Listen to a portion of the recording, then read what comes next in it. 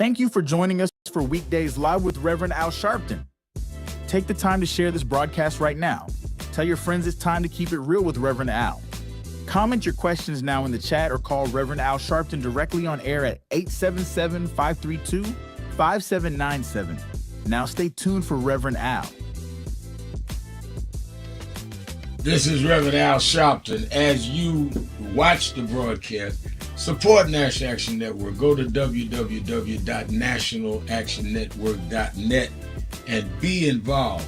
You can join, take your membership right online, www.nationalactionnetwork.net.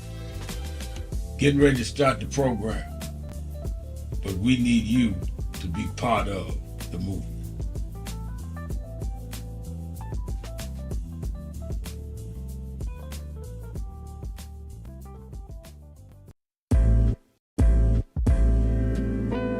So it's become almost an unhealthy habit how much I'm listening to Keep It Real, because it is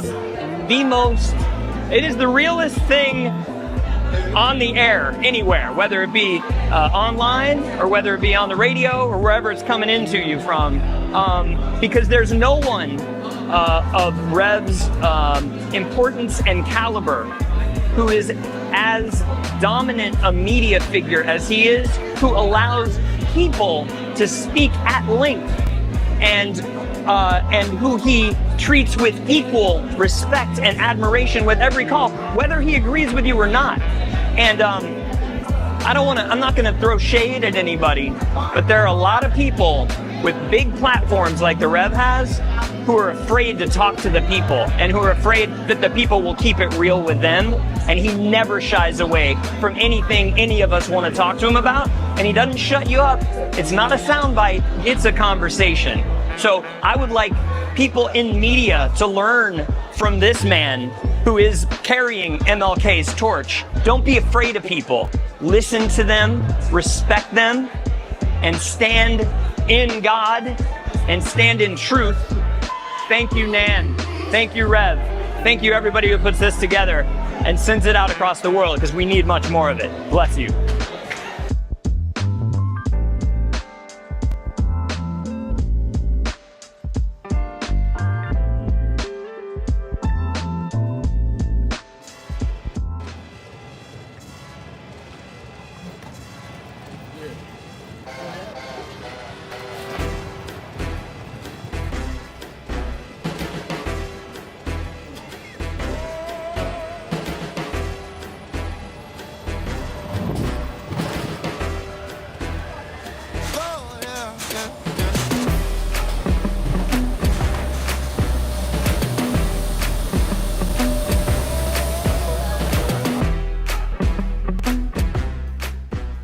Stop going through your life like you are a co-star or a bit player in your own drama. No, you are the main star. You're the central figure in your life. What you decide is what is the major thrust of your life. And others may contribute, impact, affect, but it's your life that you're central in. So stop trying to lay the weight of what you do or don't do on others. That weight is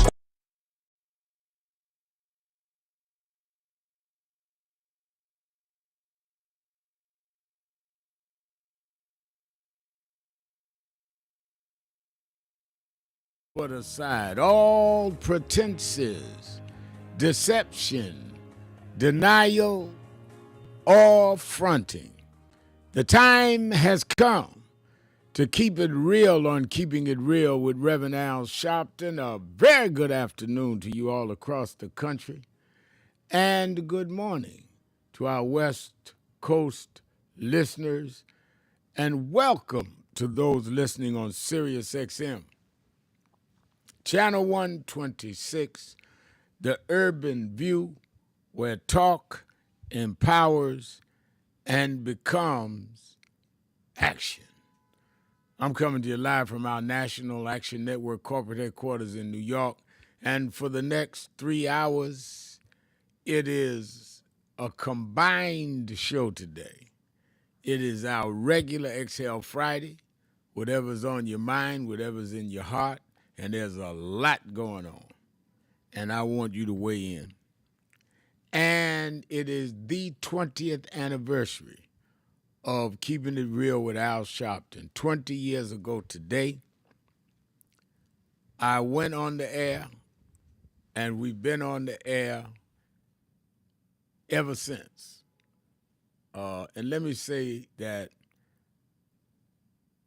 Kathy Hughes, the founding chair of Urban One, called me and said 20 years ago, she said, Reverend Al, I'm thinking of starting a syndicated talk show network. Would you do it 5 days a week? Later, they also sponsor what I do on FMs on Sunday.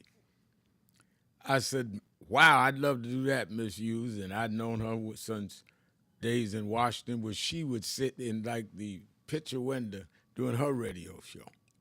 End up buying the station and end up becoming a mammoth radio owner all over the country and then TV One. And I said, I would be honored, but I just signed 3 weeks ago with some progressive white left stations in Chicago. She said, give me their number. I'll buy you out of that. Would you do it for me if I buy you out of that? I said, yeah. And she paid them to release my contract. And I've been on ever since, 20 years.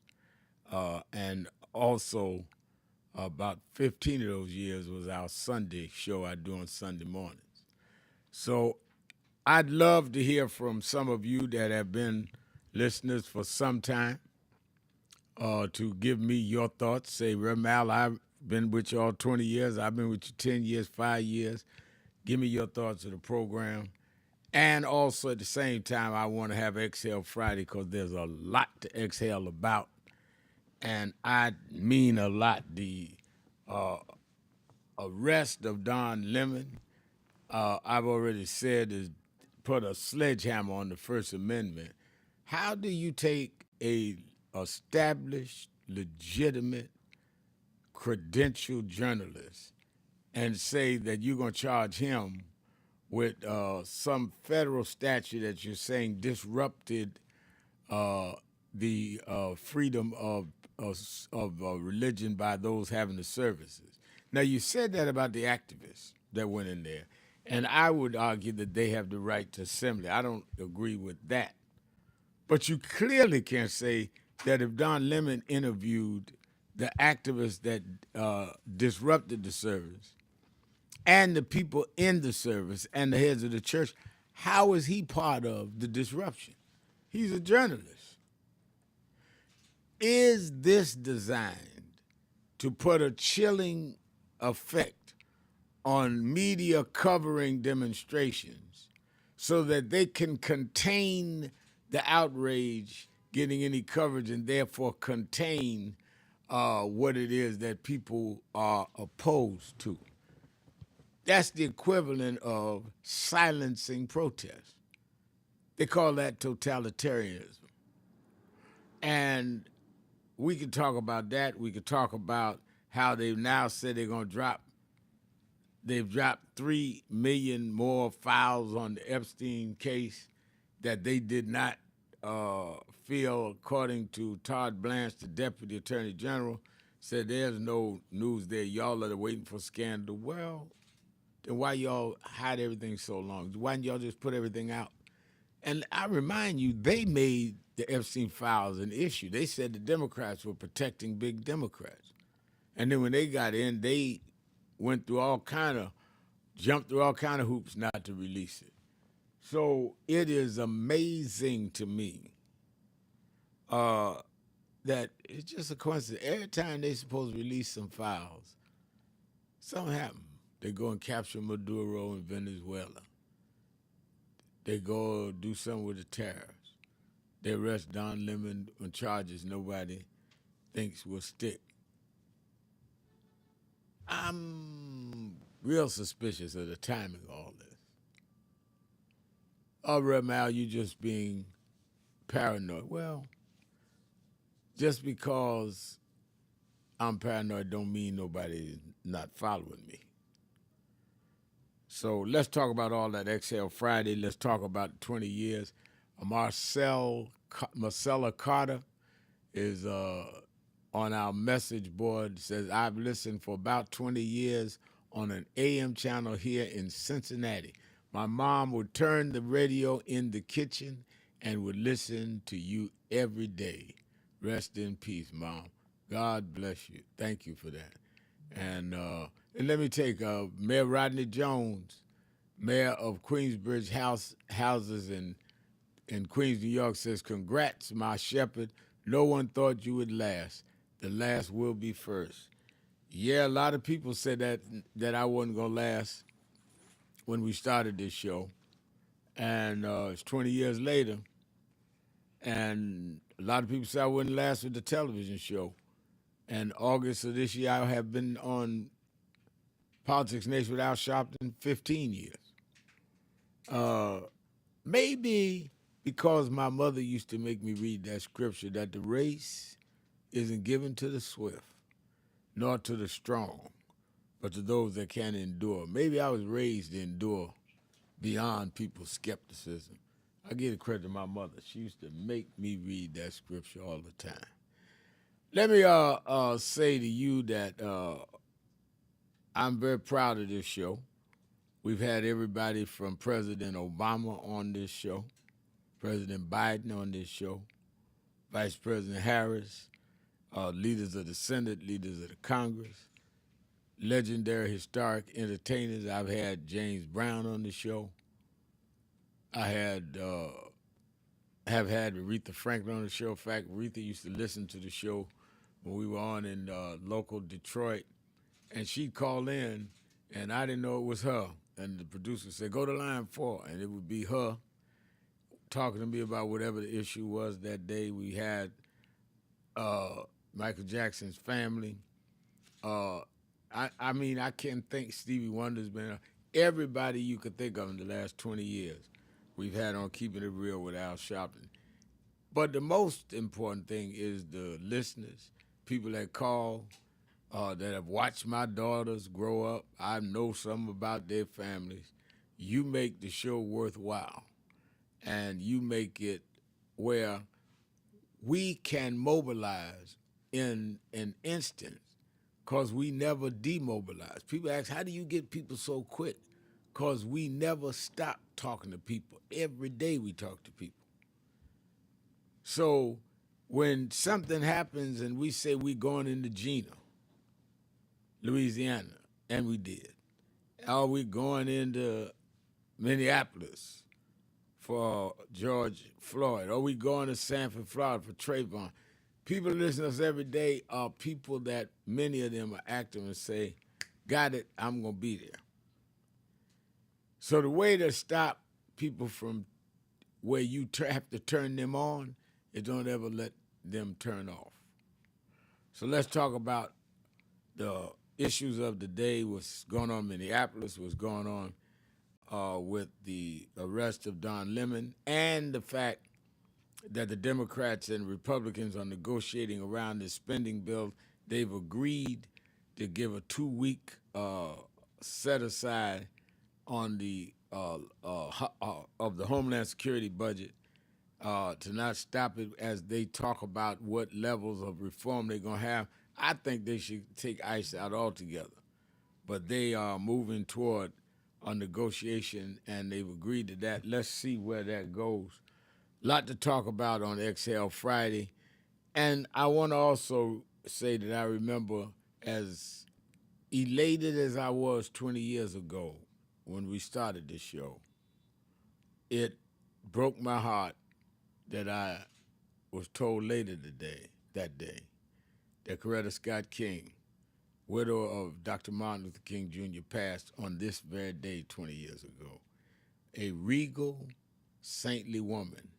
I cherish the time she spent with me, the counsel she gave me, and in many ways, the change in me that she helped me to make. And I hope, as she's somewhere on the other side, I made her proud that her son kind of put us together, and she kind of spent time with somebody she did not have to. So I'm going to remember and dedicate this 20th anniversary to the matriarch of the movement, Coretta Scott King. All right, let's take a break. I'm going to open up the phones. It's Exhale Friday, and you that have any 20-year message that you want to give our audience or me. We'll be right back after this. Keeping it real. Shopton. Be right back.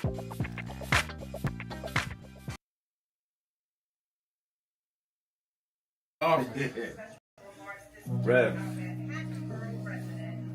you know you were right there From the beginning. with the stuff that Yep. was going on in Brooklyn at Yeah. that time, at Yeah. Howard Beach. You were right there. He had in one of the early movies, he had my name. Then he put me in Malcolm, and I wasn't even old enough to know Malcolm. So we've been through it all. For those who see Malcolm X, it's 3 hours. But fast forward to the scene with yourself, Yep. Bobby Seale. Right. Bobby Seale, Denzel, and me. Yeah. Denzel was on the set. Now let me ask a question. Yep. What was your weight on that scene? Probably about 270. I was bigger then. Yeah. Still had the hair Yeah, back. you had the head on. Yeah, it was. Denzel, Denzel. yourself, and Bobby Seale. Yeah, all in one scene. And also, there was no cut. So we went like this. That's right. That's right. That's right. Yeah. Only Spike could have done that. It's my brother right here. My baby. Brooklyn's in the house. Yes, sir. Brooklyn's in the house. BK.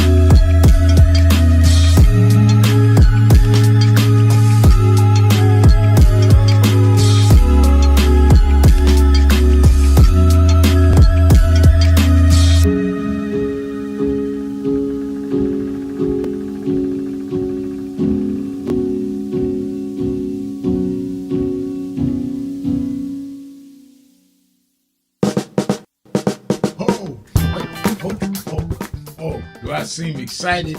I am excited because this Saturday, the National Action Network Saturday Action Rally starts live on WBLS 107.5 FM in New York.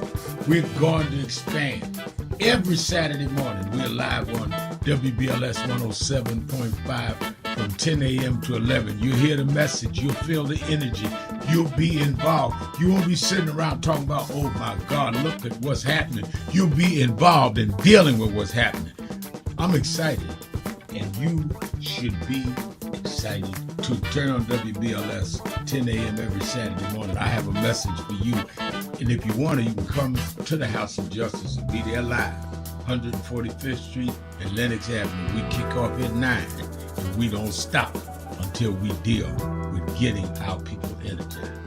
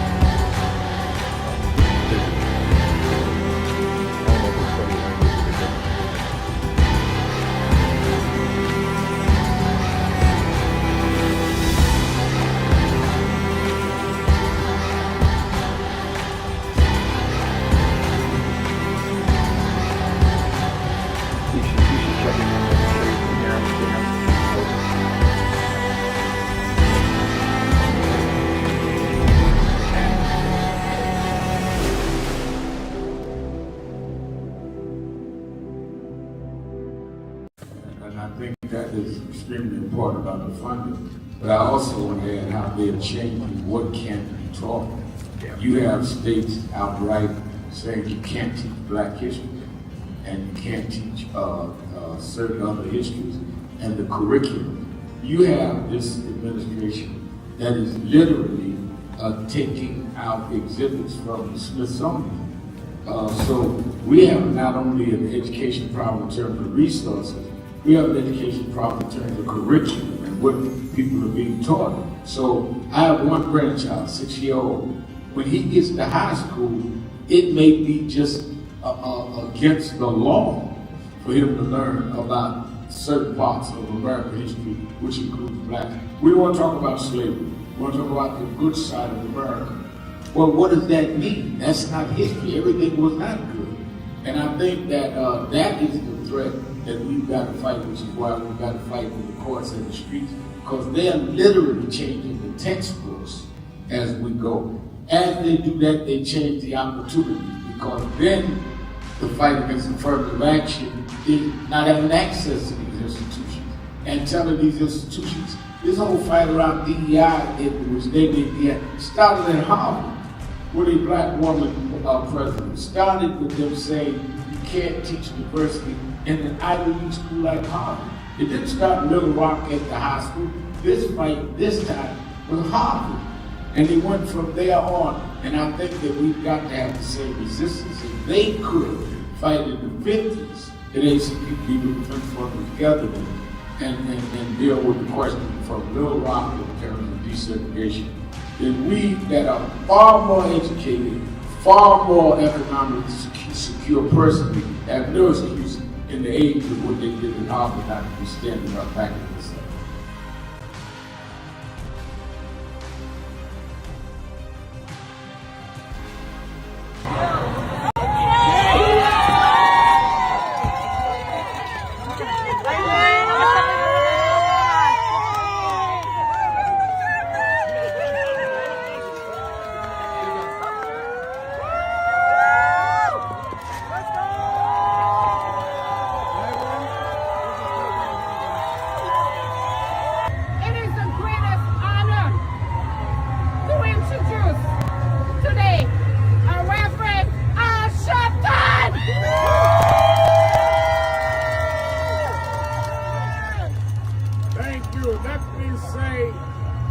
I wanted to come today on Martin Luther King Day, because Martin Luther King died in Memphis fighting for wages for garbage workers. And I believe he would want those of us that come in his tradition to be standing with nurses and standing with those that should be getting wages for saving the lives and caring for people that the private hospitals and other hospitals seem not to care about. How can you spend King Day and turn your back on people that are working and not insured right and not given the right wages and not given the right respect when they're taking care of our afflicted, our ill, our infirm? In the name of Martin Luther King, I join the nurses in demanding justice for the nurses.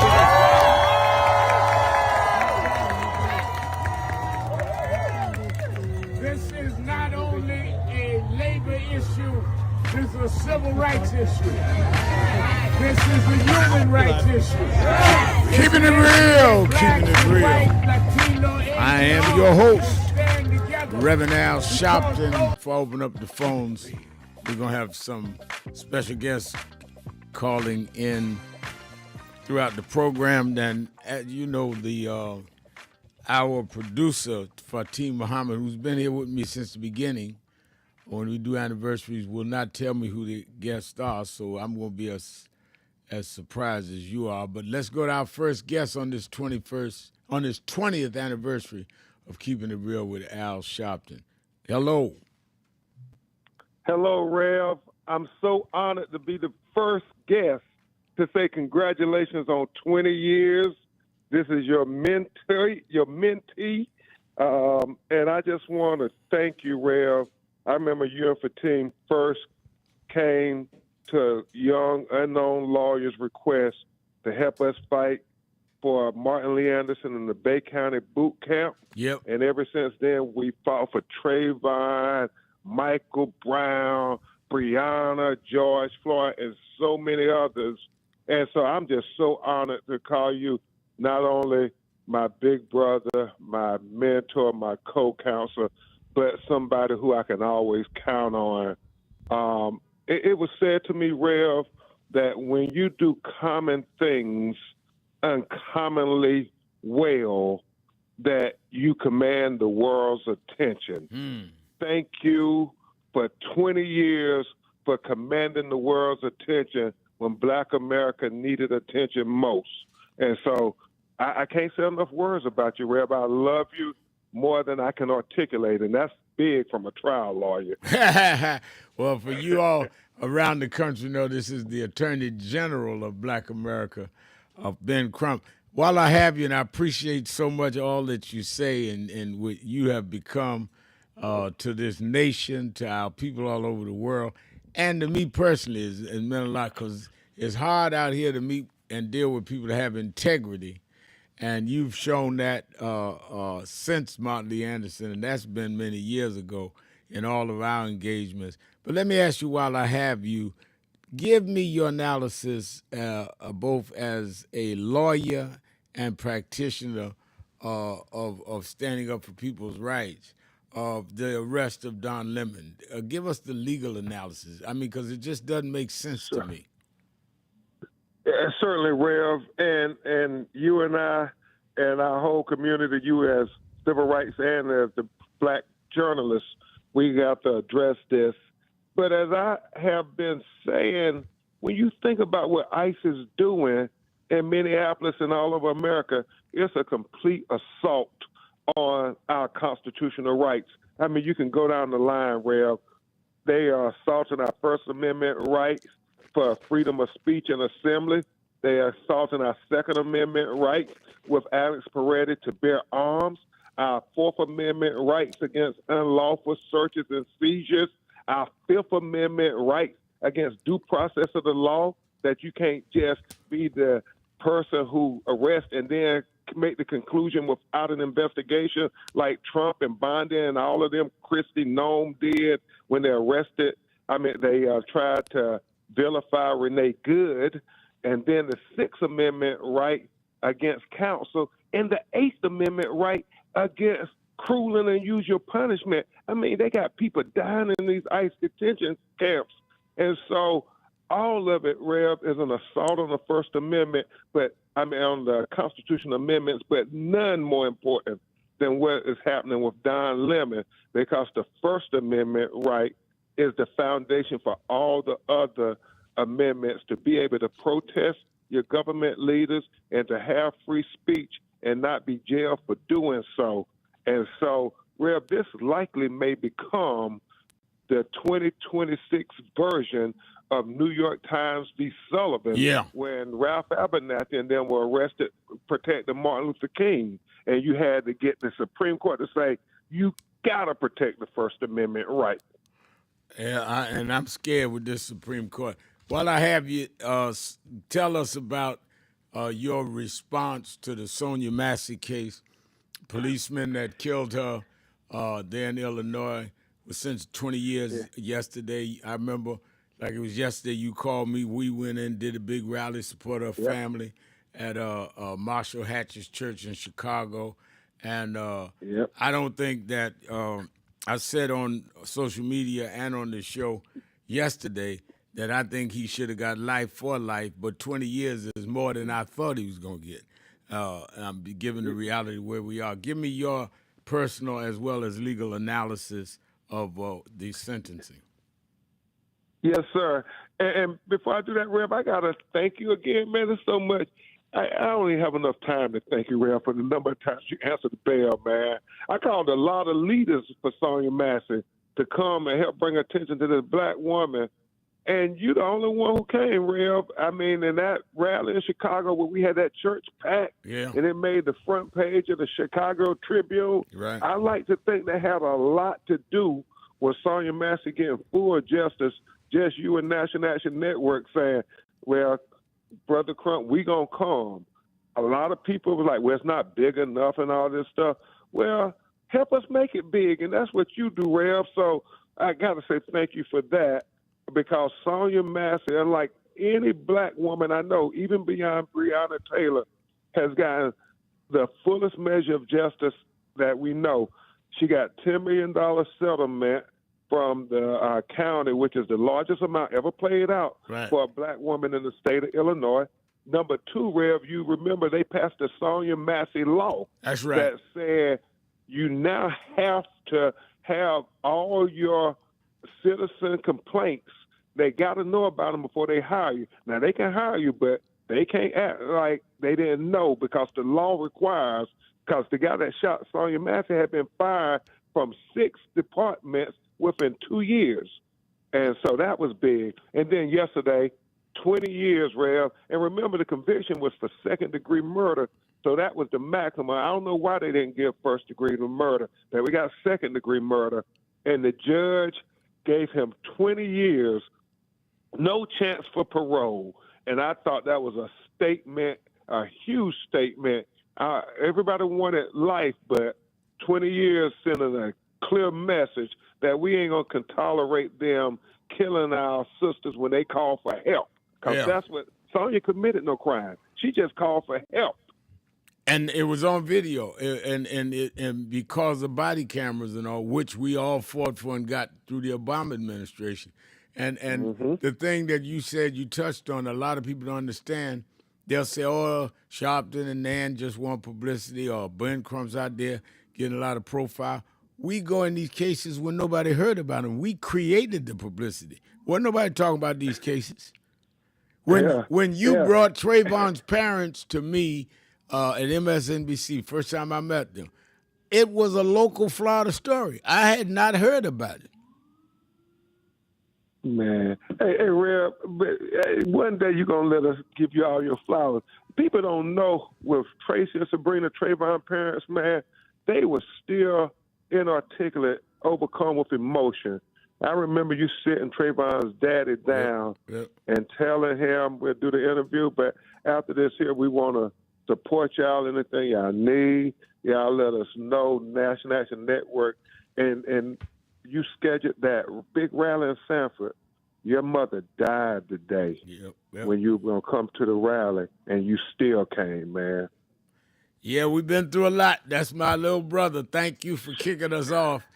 Attorney General of Black America, Ben Crump, couldn't have a better kickoff. Thank you for that, for team. Let's take a break. Be right back. Keeping it real. Shopton. It's 20th anniversary, y'all. Be right back. I want to talk to you. I want to talk to you. Just wait.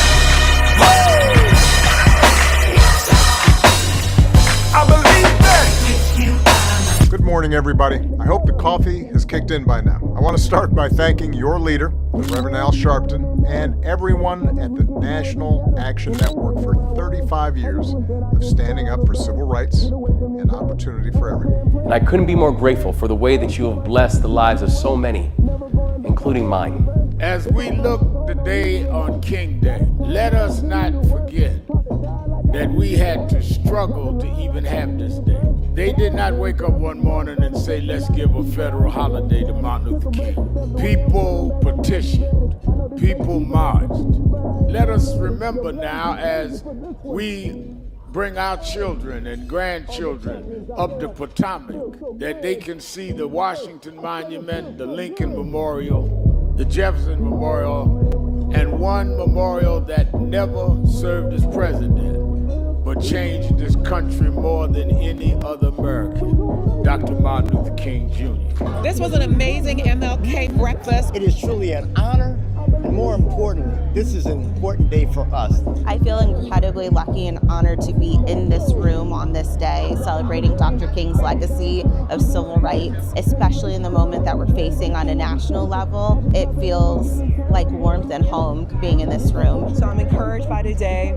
I'm encouraged that we're getting out, we're protesting, but more needs to be done. We need to lean in. And let's keep fighting because the job is not done here. And I just feel so honored to get this award. It's not about getting an award, it's about doing the work. And let's keep up with the work.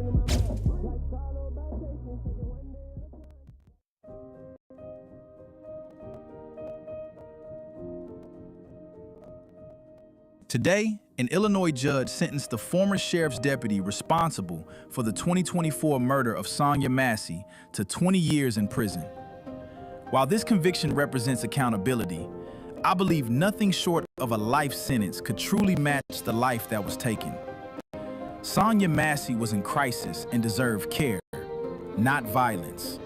In 20 years, this individual may walk free, but Sonya will never return to her family, never live out her future, never get another chance. National Action Network stood with her loved ones and community then, and we will continue to stand with them now. We must fight to ensure no other family suffers such a horrific loss and demand real reforms, including stronger standards and background checks in law enforcement hiring. This is the work NAN has carried forward for 35 years, standing in the tradition of Dr. King, fighting for one standard of justice and refusing to be silent in the face of police violence and inequality. Our mission remains clear: to protect our communities, demand accountability, and ensure equal justice under the law. Justice must be more than a moment. It must be a movement.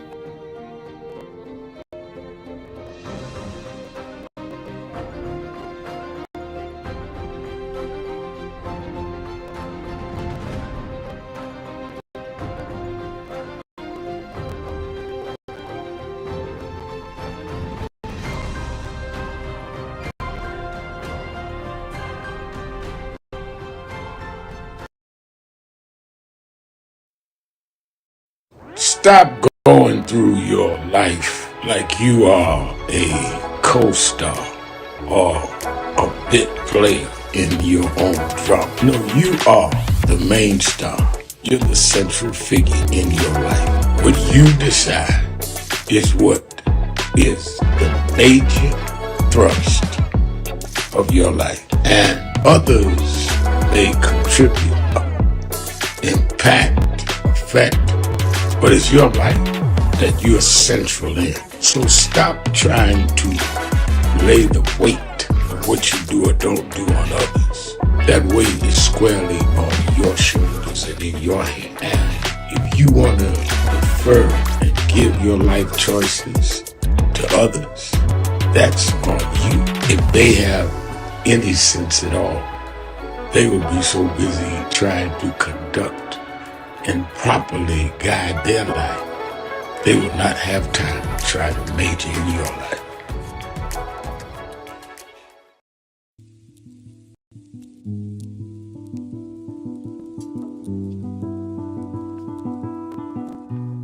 I had a thought this morning that I want to share with you about mentorship. I am able to do a lot of what I do because I had great mentors. But there are correct ways and incorrect ways to mentor people, in my opinion. I was mentored as a boy preacher by Bishop F.D. Washington, one of the great Pentecostal preachers of his time. Then Reverend William Jones, who became my pastor after Bishop Washington died, who was unquestionably in the top 5 black church ministers, theologians. Reverend Jesse Jackson, who I started my activism under his leadership, he and Reverend Jones. And I learned politics directly as a youth director from Shirley Chisholm. So even though I didn't finish college, I had the most unique education in the world from being exposed to giants. But the one thing I learned is as I grew older and people started coming younger than me and wanted me to teach and mentor them, the magic of the mentors I had is they me to be their clone.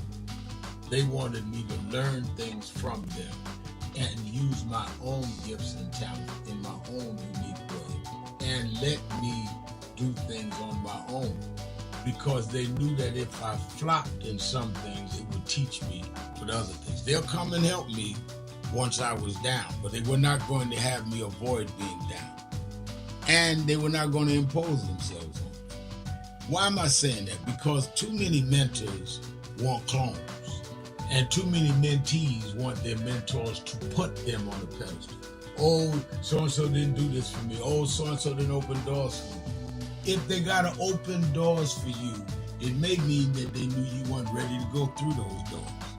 Their job is to prepare you. Your job is to develop your own skills, your own unique ways. And I don't care if it's my daughters, who both have come into their own, or anyone else. I'm not a talent agent. I did not form National Action Network to give people their step up. I formed it to fight for justice for everybody. If talented people get in, it's my job to invest and give them a platform. Keeping it real, keeping it real. I'm your host, and show their ability. Reverend Al Sharpton on this 20th anniversary, and that was a surprise to open up hearing from Attorney Ben Crump, especially on this day. I'm told we have another surprise guest on before I go further. Let's go to the live line. Hello? Hello, Reverend Sharpton. Happy anniversary. It's Alfred Liggins. Hey. One. Well, this is the boss. It is he and his mom that started this show. I can't believe it's been 20 years, Alfred.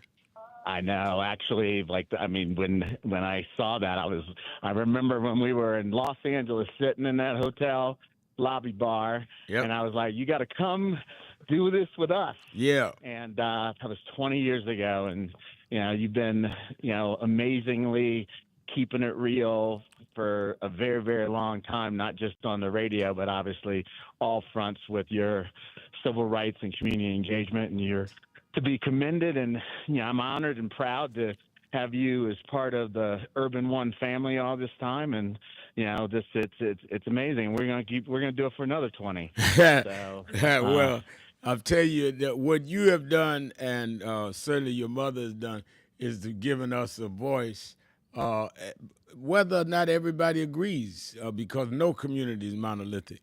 But when I think of all of the things that we've gone through, I mean, in 20 years, we've gone through 4 presidents, and all of them have been on this show. All of them have been on this. Oh, well, Trump hasn't been on, but Biden, Obama, Clinton, all have been on this show.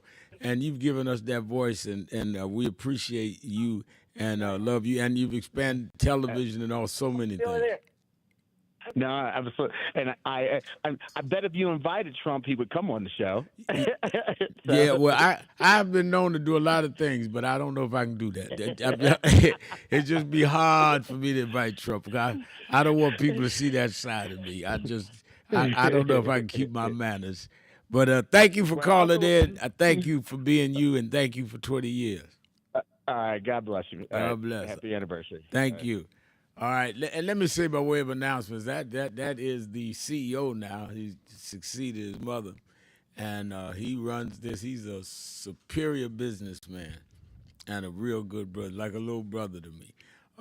Let me say by way of announcements, don't forget, tomorrow and Sunday to watch Politics Nation with Al Sharpton live at 5 p.m. Tomorrow I'm going to have on Congressman Hakeem Jeffries. I'll tell you that much, because I want to report from him as the leader of the Democrats in the House on what exactly is in this 2-week delay that the Senate is doing. How does the House feel about it? How does he feel about it? And I want his take on Don Lemon and what is going on in Minnesota. I met with the governor this morning of New York, who said that she would not authorize local municipalities to work with ICE in New York. I had breakfast after I got off Morning Joe. Before I went to Governor Hochul, I met with Governor Wesley of Maryland, Westmore of Maryland, and we talked about how they're doing the district lines in in the state of Maryland. So many issues out there. And I think I'm going to have Wes on next week, the governor there. So many issues, which is why we need multi-platforms to talk about our issues. And you need to support them. I'll never get one of the greatest compliments I ever had was from an old lady when I started on television. I must have been 5 years in. And she said, Rev Al? I said, yes, ma'am. She said, they tell me that they keep y'all on by the ratings. I want you to know I go and turn your show on in every room in my house, hoping they rate it 5 times. And I've had some awards, some honorary degrees. Nothing meant more to me than this old lady, Columbia, South Carolina, telling me that it meant that much to her for us to keep our voice out there. And I do appreciate it. Let me also remind you that in the New York, New Jersey, Connecticut area, meet me at the Saturday Action Rally. Tomorrow's rally is special because it's the last time we will have a Saturday Action Rally at the location that we've been at for 19 years, 145th Street and Lenox Avenue, 145th Street and Lenox Avenue, 145th and Lenox, 9 a.m. to 11. I'm giving the keynote. I want you to be there with us. A lot of memories, a lot of things have gone through there, and we moving on up, but we're not moving out of Harlem. I tell you that we got a real. You'll be surprised when I announce the edifice. But for the month of February, the Saturday Action Rallies will be at the historic Mother AME Zion Church on 136 between 7th and Lenox, and that's the historic church. We're doing that every Saturday, Black History Month, 9 to 11. Still live on YouTube, still live on the air, on Impact, still live on National Action Network's live stream. But we're doing it from this historic church. This church Frederick Douglass used to speak at, and Paul Robeson was a member of this church. And his brother, in fact, was one of the pastors of the church. And Madam C.J. Walker's funeral is there. So if you come and join us next Saturday there, you'll be sitting in history. The ghost of that building will empower us. But tomorrow, we say goodbye to one location, and we're going to deal with all these issues. Make sure you're there. You that are not in the New York area, you can watch it live on Impact Television tomorrow, as well as National Action Network.net live stream, as well as YouTube/NAN. And then we are bursting at the seams in early registration for the National Action Network Convention. I've been saying all week that we are almost at 2,000, and J.T. Trollinger, who heads our media, came and said, Rev, I checked, y'all are a little over 3,000 that has pre-registered. So I'm telling people that you got to pre-register because we're going to do it different this year. We're going by the registration because we expect people that's going to be bursting out the seams. We're going to have some of the people running for office come, as we always do. We're going to have some of the celebrities, all that. I haven't even announced any of that. People just know we mean business, and they've already pre-registered. Some saying I'll be there for a day, some 3 days, some for the whole 4 days. And everything's free. All you got to do is register and come.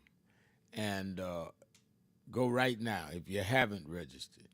Pre-register at www.nationalactionnetwork.net, www.nationalactionnetwork.net, or you can call the toll-free number at 1-877-626-4651. All right, let me take the first call on our 20th anniversary from my dear friend, I mean that to her, dear friend, the beloved Miss Eunice in Chicago. Miss Eunice? Good afternoon, Reb. And I would like to start out by saying God bless Reverend Jackson. Yeah. And congratulations on your anniversary. I'm one who has been listening to you over the years, and I want to thank you for all you have done in bringing good information. And when you're called on, you always respond. And I've got to say this. Reverend, I applaud you so much when someone comes on your show with erroneous information, you stop them right then and there. They may not be doing it on purpose, but they can be misinformed, and you set the record straight. And you can't lead where you don't go. You can't teach what you don't know. And we have a lot of people who go by what they hear from another person who don't go. They just make up stuff. And Reverend, to think we have a man who holds the highest office, and he has wreaked havoc everywhere he's gone. And I'm wondering, will the Republicans ever wake up and get guts to challenge this man? It's supposed to be 3 branches of government. Why don't they use their branch?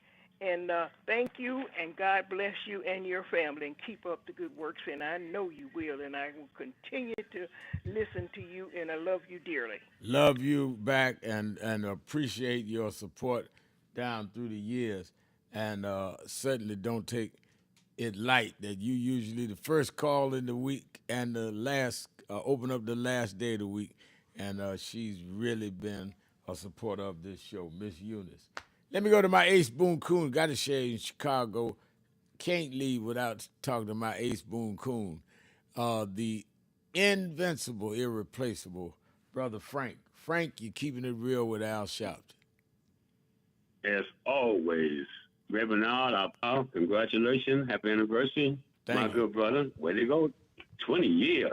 Bro, there's been some great television shows that happened in the last 20 years. You know what I'm saying? The only one we think of that can possibly compete with you would be Saturday Night Live. I think it's called SNL now. Right. Now, we are hot on the trail. You know what I'm saying? But way to go, Reverend. Now, wow, Rev, it's been 20 years already. I don't feel 20 years old. Lord have mercy. I've been missing in action, so I decided to check in. I'm out the hospital. I had some medical situation, did what we call it. The Lord, I went to another one. Reverend, now I'm gonna do a quick update on one of our. Did y'all know this?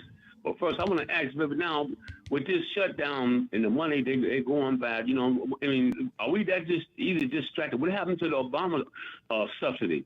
Yeah. I mean, we got bamboozled, hoodwinked, you know what I'm saying, and flim-flam, and kept the government open, and I'm kind of glad they did. I think what the reason why they really did it was because they wanted to relieve their stress going to the Christmas holiday season.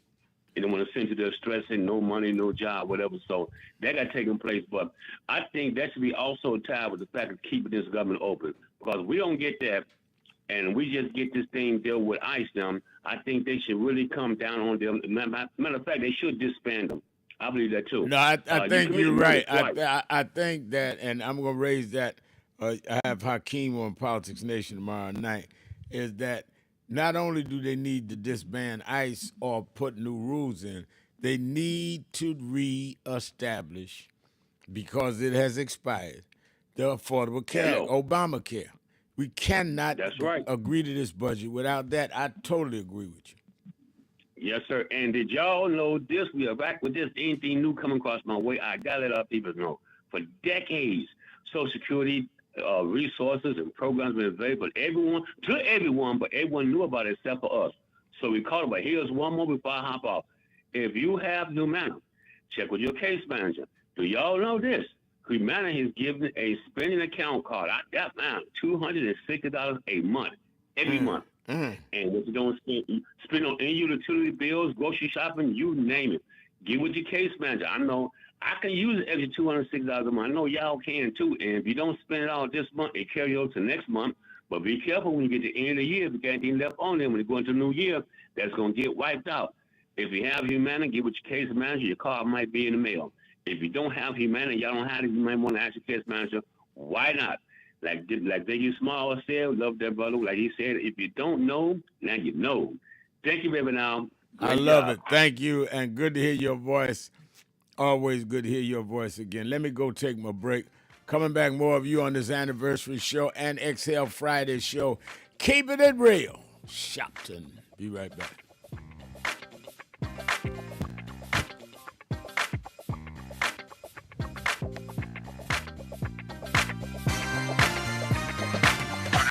Yeah, okay. All right, I'm ready. All right. Reverend Al Sharpton live. I'm today in Nevada. I have the honor of bringing on the 44th President of the United States, and I think easily in the top 3 presidents in American history. Barack Obama is on the line. Mr. President, thank you for stopping and doing this. And let me start by asking you, who has sat in this seat where you had to deal with serious global issues as well as national issues, what would you say to our listeners around the country is at stake in this election from someone that knows what's going on globally and in terms of our national policies? Well, before I talk about global and national issues, I got to wish you happy birthday, man. Thank you. You know, you look 60, but I guess you got a whole decade past that. So, you are holding up good, and appreciate all the work that you're doing, reporting on the issues that are critical in this election and beyond. So best wishes from me and Michelle. I appreciate it. Look, I think there are two issues at stake here. One is the issue that should concern all Americans, and that is that on the one hand, you have Kamala Harris, somebody who has excelled at every position she's held, from district attorney to attorney general of California to U.S. senator to vice president. Somebody who made her own way and, worked her way up, starting in a middle-class family, single mom, went to an HBCU, had doubters, at every stage of her career. Somebody who has been a champion on behalf of folks who needed help, whether it was victims of sexual assault, people who had been scammed and exploited by the home mortgage industry, or for-profit colleges, winning on their behalf so that they got a fair shake, and who has very concrete plans to move the country forward, whether it's on housing or education or making sure that women have control over their own bodies. And on the other hand, you have somebody who showed himself to be incompetent while in office, who carried grudges, sent out a lot of tweets, but when it came to minding the store, looking after the American people on vital issues like the pandemic, dropped the ball and did not seem to be concerned about the details. And there's a baseline level of focus, competence, hard work, diligence, understanding of policy that Donald Trump has not shown to be interested in. And so, regardless of who you are, you should want a president in there who knows how to do the work and doesn't treat the presidency just as a seat to show off or spout off or feed your ego. More specifically, when it comes, more specifically though, Reverend, I just want to add, when it comes to the African American community, Latino community, people who historically have been on the outside, you have in Donald Trump somebody who consistently has shown disregard to people who are not like him. I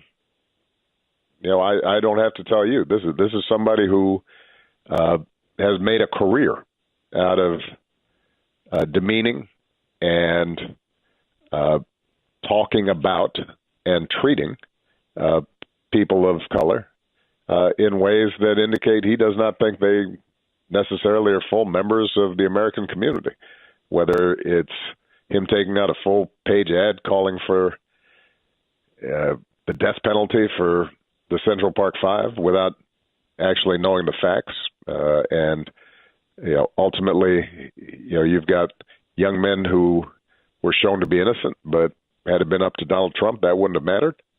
The history of his father and his family not renting explicitly to black people in the housing that they built. And it continues to today, where you've got at Madison Square Garden rally for him that features people who are suggesting that people of Puerto Rican descent are garbage. And so when you not only have somebody who doesn't seem to have the competence for the job, but also seems to consistently show disregard for people who are not like him, who makes a distinction between the real Americans, quote unquote, who support him and he's comfortable with, and everybody else who he suggests somehow are not real Americans. That kind of attitude is inconsistent with democracy and inconsistent with how we move this country forward. So to my mind, at least, this is a very clear choice, and I'm hopeful that the majority of voters see it the same way.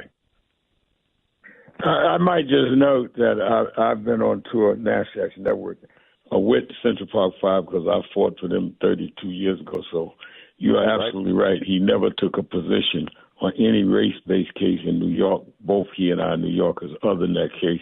But on the competence part, I wanted to raise with you, he inherited the Obama economy. When people in every community are being asked, didn't you do better under Trump?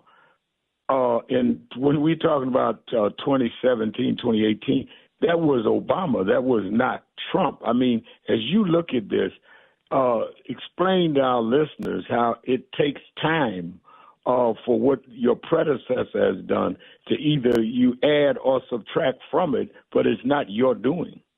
Well, there's a critical point, Rev, and I've spoken to this at rallies across the country. When I came into office in 2009, I was inheriting a financial crisis brought about by the Republican administration. And we had to dig ourselves out of a historic hole. You know, you had the financial crisis, you had layoffs, you had massive unemployment, mortgages were underwater, folks seeing their homes foreclosed upon. And over the course of 8 years, we rebuilt the economy and made it stronger. And we had 75 straight months of job growth. And so by the time I leave office, by the time I'm handing it over to Trump, the economy is going strong. The trend lines are all positive. Unemployment has dropped. Inflation is low.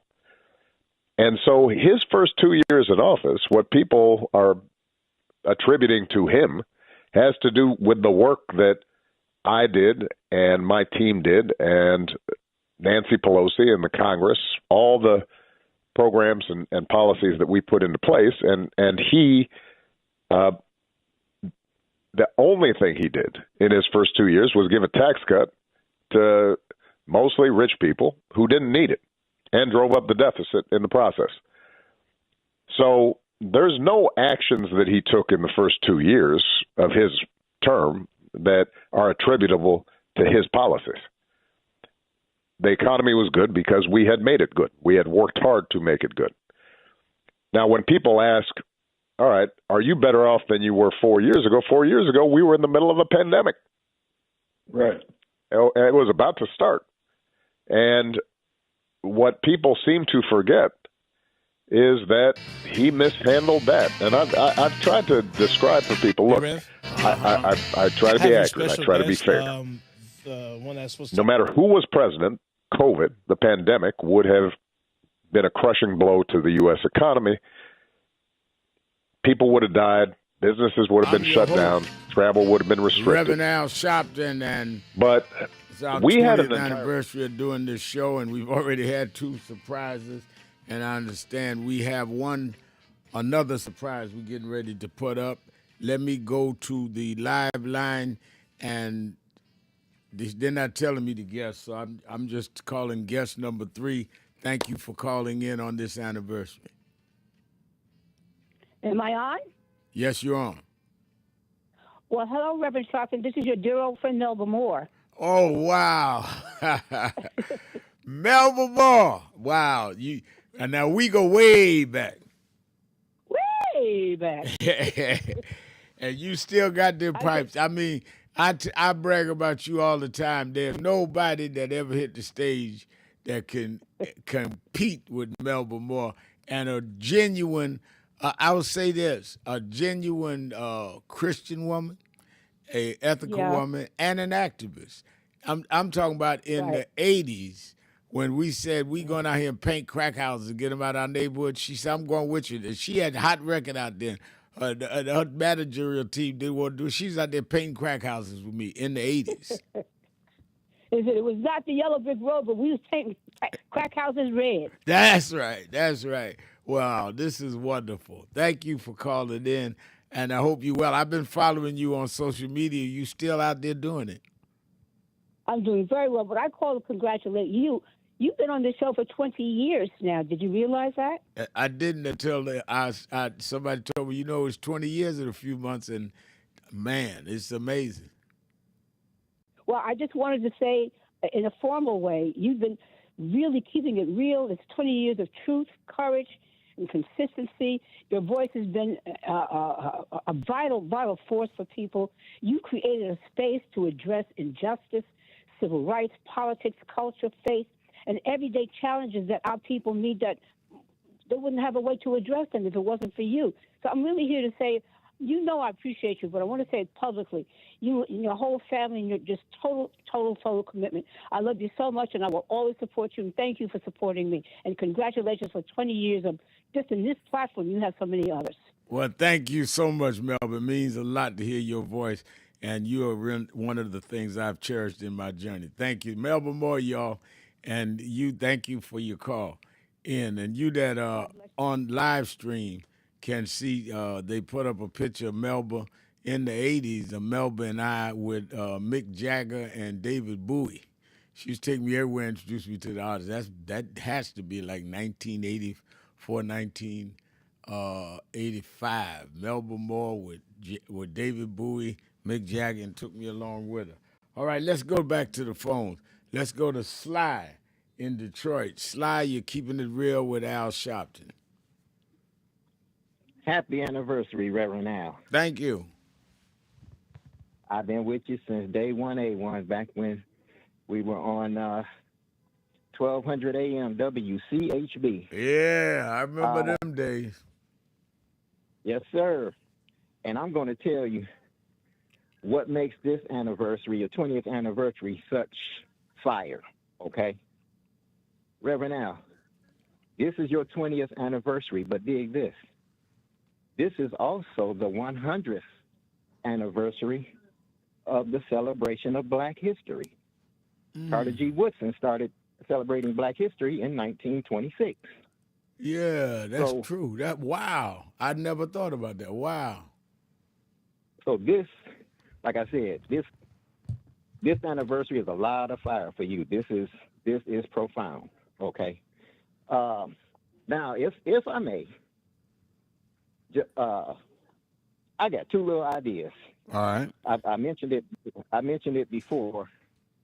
If you could reach out and bring back that astrologer that you used to have come on every Friday, maybe not every Friday, maybe once a month, however you want to do it. But I used to really enjoy him when people would call in, they would give their date of birth, and he would tell people about themselves. Mm-hmm. I used to really get a kick out of that. And next, if Brother Liggins is still listening, since the so-called president wants to erase our history, I was wondering if every day, for the duration of his term, if every day could there be like a PSA that starts in the morning, today in Black history, where you maybe like just 2 minutes, like a 2-minute PSA of what happened in Black history on whatever particular day it is, because Black History is 365 days a year. And it would be good because you may think that you can get rid of Black history and devalue us, but there's always a way around it. There's always a way around it, and we could use our Black platform to educate one another. And that's it. Just a little. I quick love it. I PSA love it. of I being love it. Black history. I love it. Thank you for your call. Thank you for being with us all these years. Let me go to Jay. Have a great one. Let me go to Jay in Cincinnati, Ohio, the Buzz. Jay.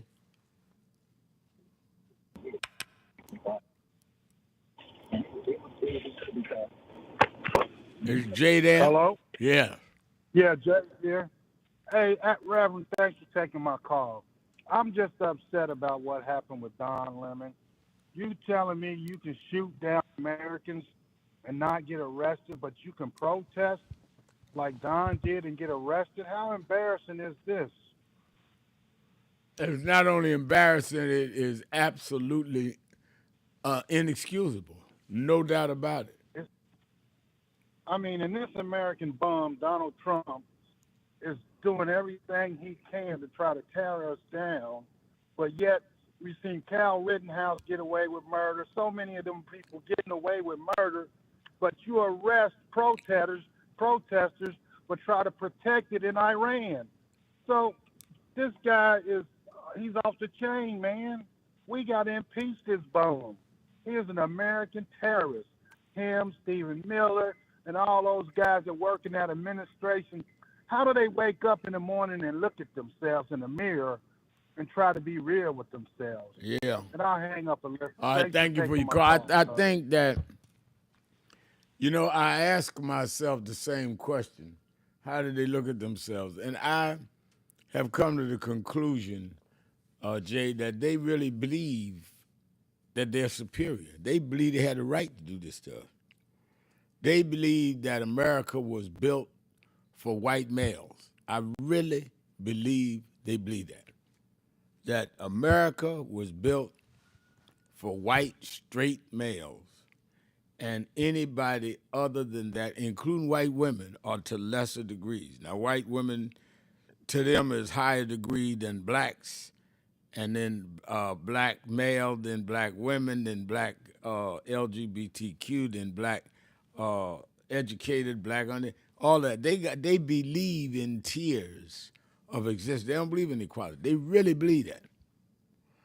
So if you have two forces with opposite beliefs, it's a question of which force is going to be able to endure and fight for what they believe and prove that they're right. All of our history, and I'm not just talking about blacks in America, I'm talking about the history of mankind, it's been right against wrong. In the end, the right always wins, but it's a struggle. And it wins when the righteous are more determined than the unrighteous. And I think that that's our challenge. Our challenge is they dug in. Imagine after George Bush was president, who they felt was too liberal. But imagine after George Bush was president, they get a black president named Obama. Imagine how humiliated they were. Imagine how furious they were. But they dug in. They started with the Tea Party. Then they went into birtherism, that Obama wasn't born here. He was born in Kenya. Then they went into every phase they could. And by 8 years after Obama, they won the White House. They were as determined as they could be. And we dropped the ball. We felt we had a black president, and we relaxed. And when we relaxed, they saw the opening, came right in. We caught up again and said, wait a minute, we can't have this. We put Biden in. Black vice president, Kamala Harris. Ran her for president. convention packed, beautiful. People say, everything's all right. Few blacks grumbling about, I don't know about a woman. And we dropped the ball again. We need to stop analyzing them and analyze what's wrong with us when we know that the only way we're going to get any of what we ought to get is if we put our foot on the gas at all times and don't let up.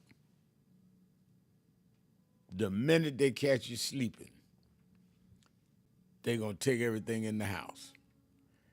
People like to break in houses thieves when everybody's asleep, because a lot of your stuff's gone before you wake up and realize you've been robbed. Let's take a break. 20th anniversary. I want to hear from more of you at 1-877-532-5797, 1-877-532-5797, or go to our message board at National Action Network live stream. Put on a message board like Trisha 1989 says, they are living out their ancestors' wildest racist dreams. What are we going to do about it? We're going to have to live out our ancestors' dreams of freedom and liberation. It's a battle of the ancestors that can only be put through us.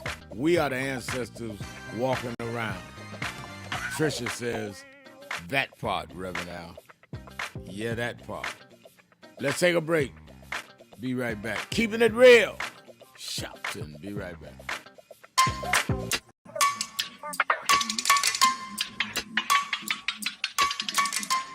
Hey, what's up? They got, they're doing, thank you. They're doing What's on Your Mind? Yeah. All right, then, you got a birthday this week. I got to talk about that. Oh, no. Happy birthday this weekend. And Carrie White's birthday, right? Corey's birthday is today. Yeah, and I got to tell Reverend Bird be ready Daniel 5th chapter. I want him to read. And I'm ready. Got a message from today, so we'll be on the air in what? Half hour. About a half hour. So tune in to the WBLS 107.5 FM and National Impact and www.nationalnetwork.net. All right, I'm ready. Make sure you operate on time or I'll tell them how old you are.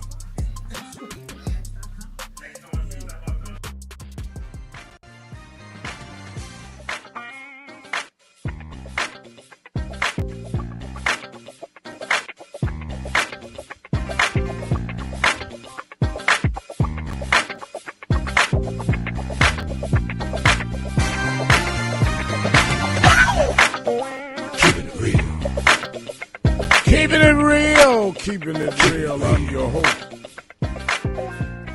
Reverend Al Sharpton, and we're back. 1-877-532-5797.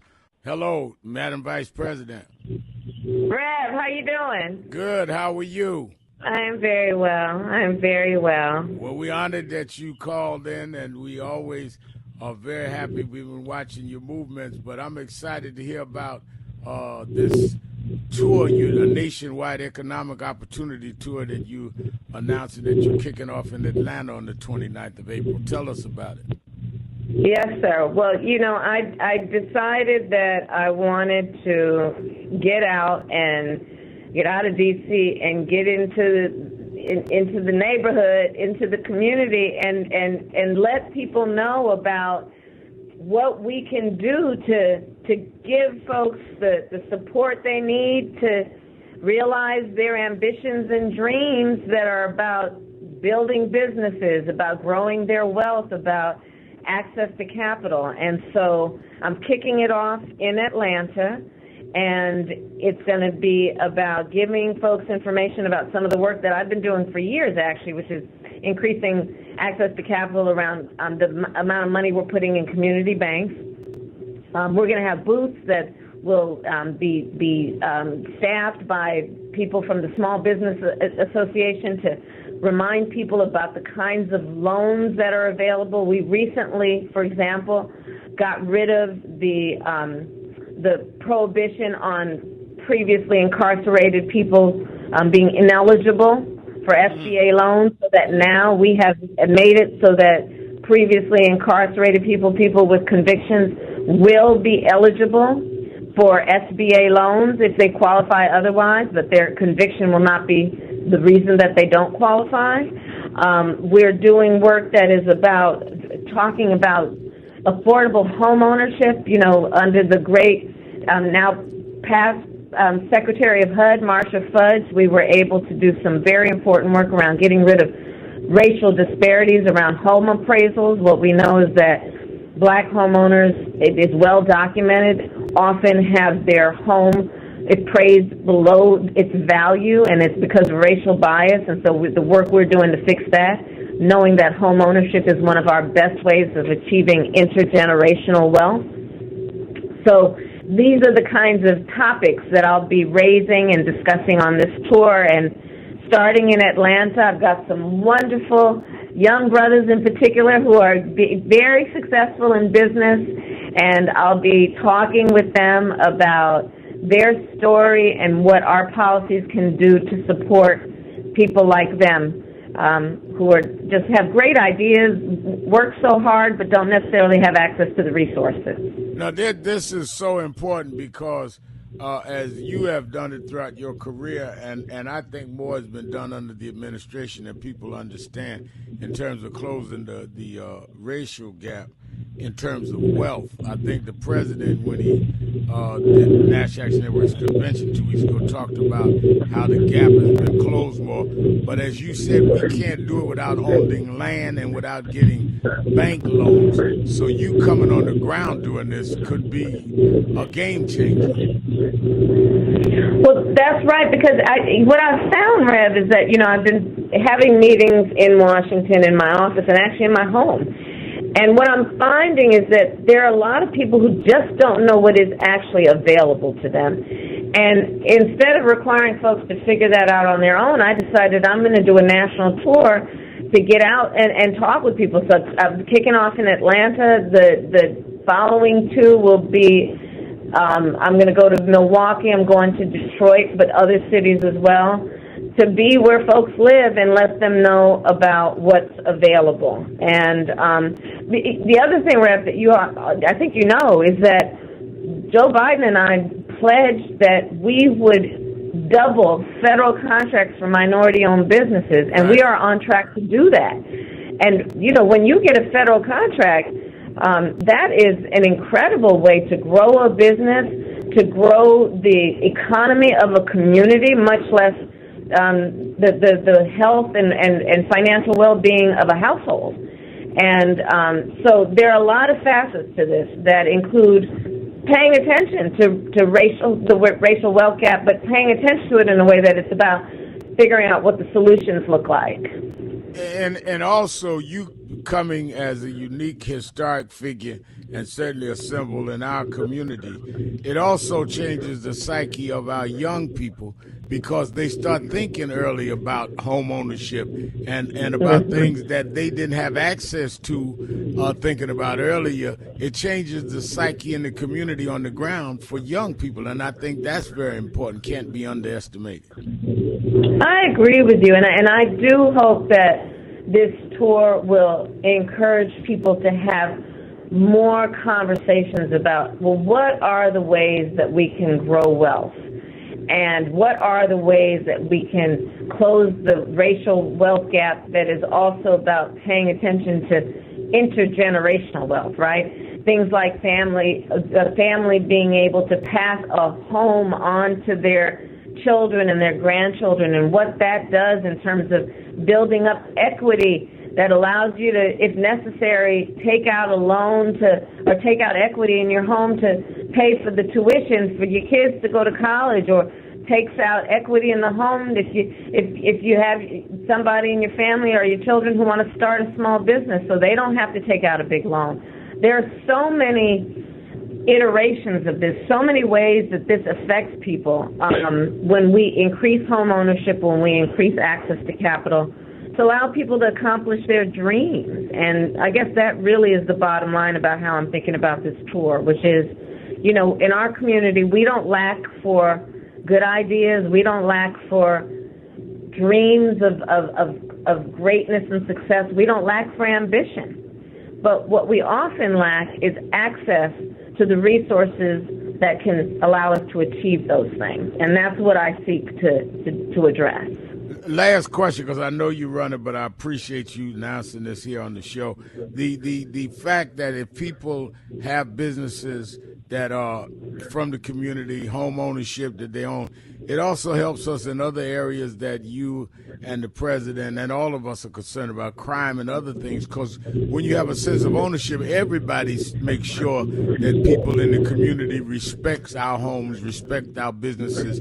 We all become part of making things work. Listen, I have, for a very long time, and you and I have had this conversation many times, what are the attributes of a safe community? Well, some of the attributes of a safe community are high rates of home ownership, thriving small businesses, people who have access to mentors and to civic leaders and community leaders. And when we talk about growing the economy of a community, all of those things are likely to happen. And one of the benefits, to your point, is we create safer communities. Keeping it real. I'm your host. All right, I appreciate you calling. I know Reverend Al Sharpton. Let me go back. Let me go back. What James Bryant said. Can I go back? Can I go back? What's the 20th anniversary? And one of the highlights of these last 20 years, before I go to any other callers, was when we had the first and so far only black president of the United States on this show. He did my TV show, but he said, no, I'm going to do Keeping It Real. Here's a blowback to President Barack Obama on this show.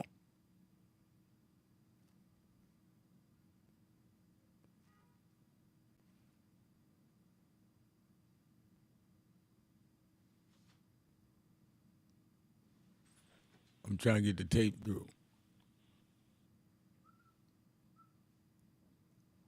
When people in every community are being asked, didn't you do better under Trump? When we're talking about 2017, 2018, that was Obama. That was not Trump. I mean, as you look at this, explain to our listeners how it takes time for what your predecessor has done to either you add or subtract from it, but it's not your doing. Well, it is a critical point, Rev, and I've spoken to this at rallies across the country. When I came into office in 2009, I was inheriting a financial crisis brought about by the Republican administration. And we had to dig ourselves out of a historic hole. You had the financial crisis, you had layoffs, you had massive unemployment, mortgages were underwater, folks seeing their homes foreclosed upon. And over the course of 8 years, we rebuilt the economy and made it stronger. And we had 75 straight months of job growth. And so by the time I leave office, by the time I'm handing it over to Trump, the economy is going strong. The trend lines are all positive. Unemployment has dropped. Inflation is low. And so his first 2 years in office, what people are attributing to him has to do with the work that I did and my team did and Nancy Pelosi and the Congress, all the programs and policies that we put into place. And only thing he did in his first 2 years was give a tax cut to mostly rich people who didn't need it and drove up the deficit in the process. So there's no actions that he took in the first 2 years of his term that are attributable to his policies. The economy was good because we had made it good. We had worked hard to make it good. Now, that was President Obama that had come out and called and said he wanted to come and do this show because Biden was running and he wanted to help get him in. That was the record that President Obama said on this show about Donald Trump. And Trump lost the White House, came back 4 years later, and people started talking about y'all too old, Biden's too old, and we lost and went right back into the rut that we was warned about by Obama right on this show. Let's go back to the phones. Let me go to Cynthia in Washington, D.C. Cynthia. Hello, Reverend Al. Thank you for taking my call. I want to congratulate you on the 20 years. Thank you. I have a couple quick things. I'd like to know, I haven't listened this week, but how's just Reverend Jackson doing? And then the other thing I want to say is, I have been listening to you since the 90s when I was in my 20s. You came to Union Temple in Washington, D.C. You preached a sermon, "It's Time to Get Up."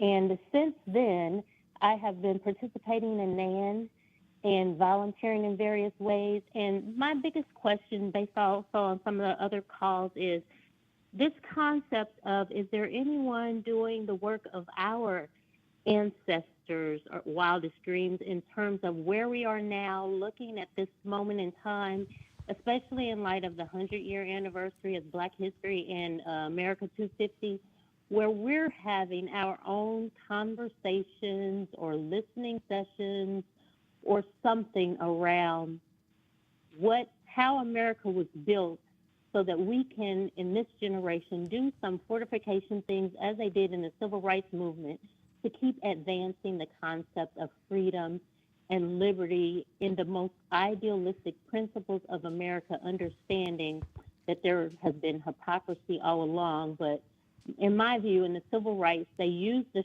structure to force the system to become better. And I would like to know if you are aware of anybody who's doing some work that might speak to that, especially in light of, this historic 100-year anniversary of Black history and the 250 years of America. Yeah, I think you. All on right, I appreciate your call, and I appreciate what you said. And I do remember preaching that sermon. It's time to get up at Union Temple. Reverend Bishop, I called him the Bishop Willie Wilson, a great church, great man. But I think that's exactly where we need to go. What you said, we have to have the conversation. That's one of the reasons I'm glad. After tomorrow, we're going to Saturday Action Rally into a historic site with that First AME Zion Church. People are disconnected from their history, so they do not feel there's any expectation of them because they're not connected to something. I remember, and I've told a story, and you probably heard it, Cynthia, about when this reporter found out the plantation my great-grandfather was a slave on was in Edgefield, South Carolina, because the came up with the ownership papers.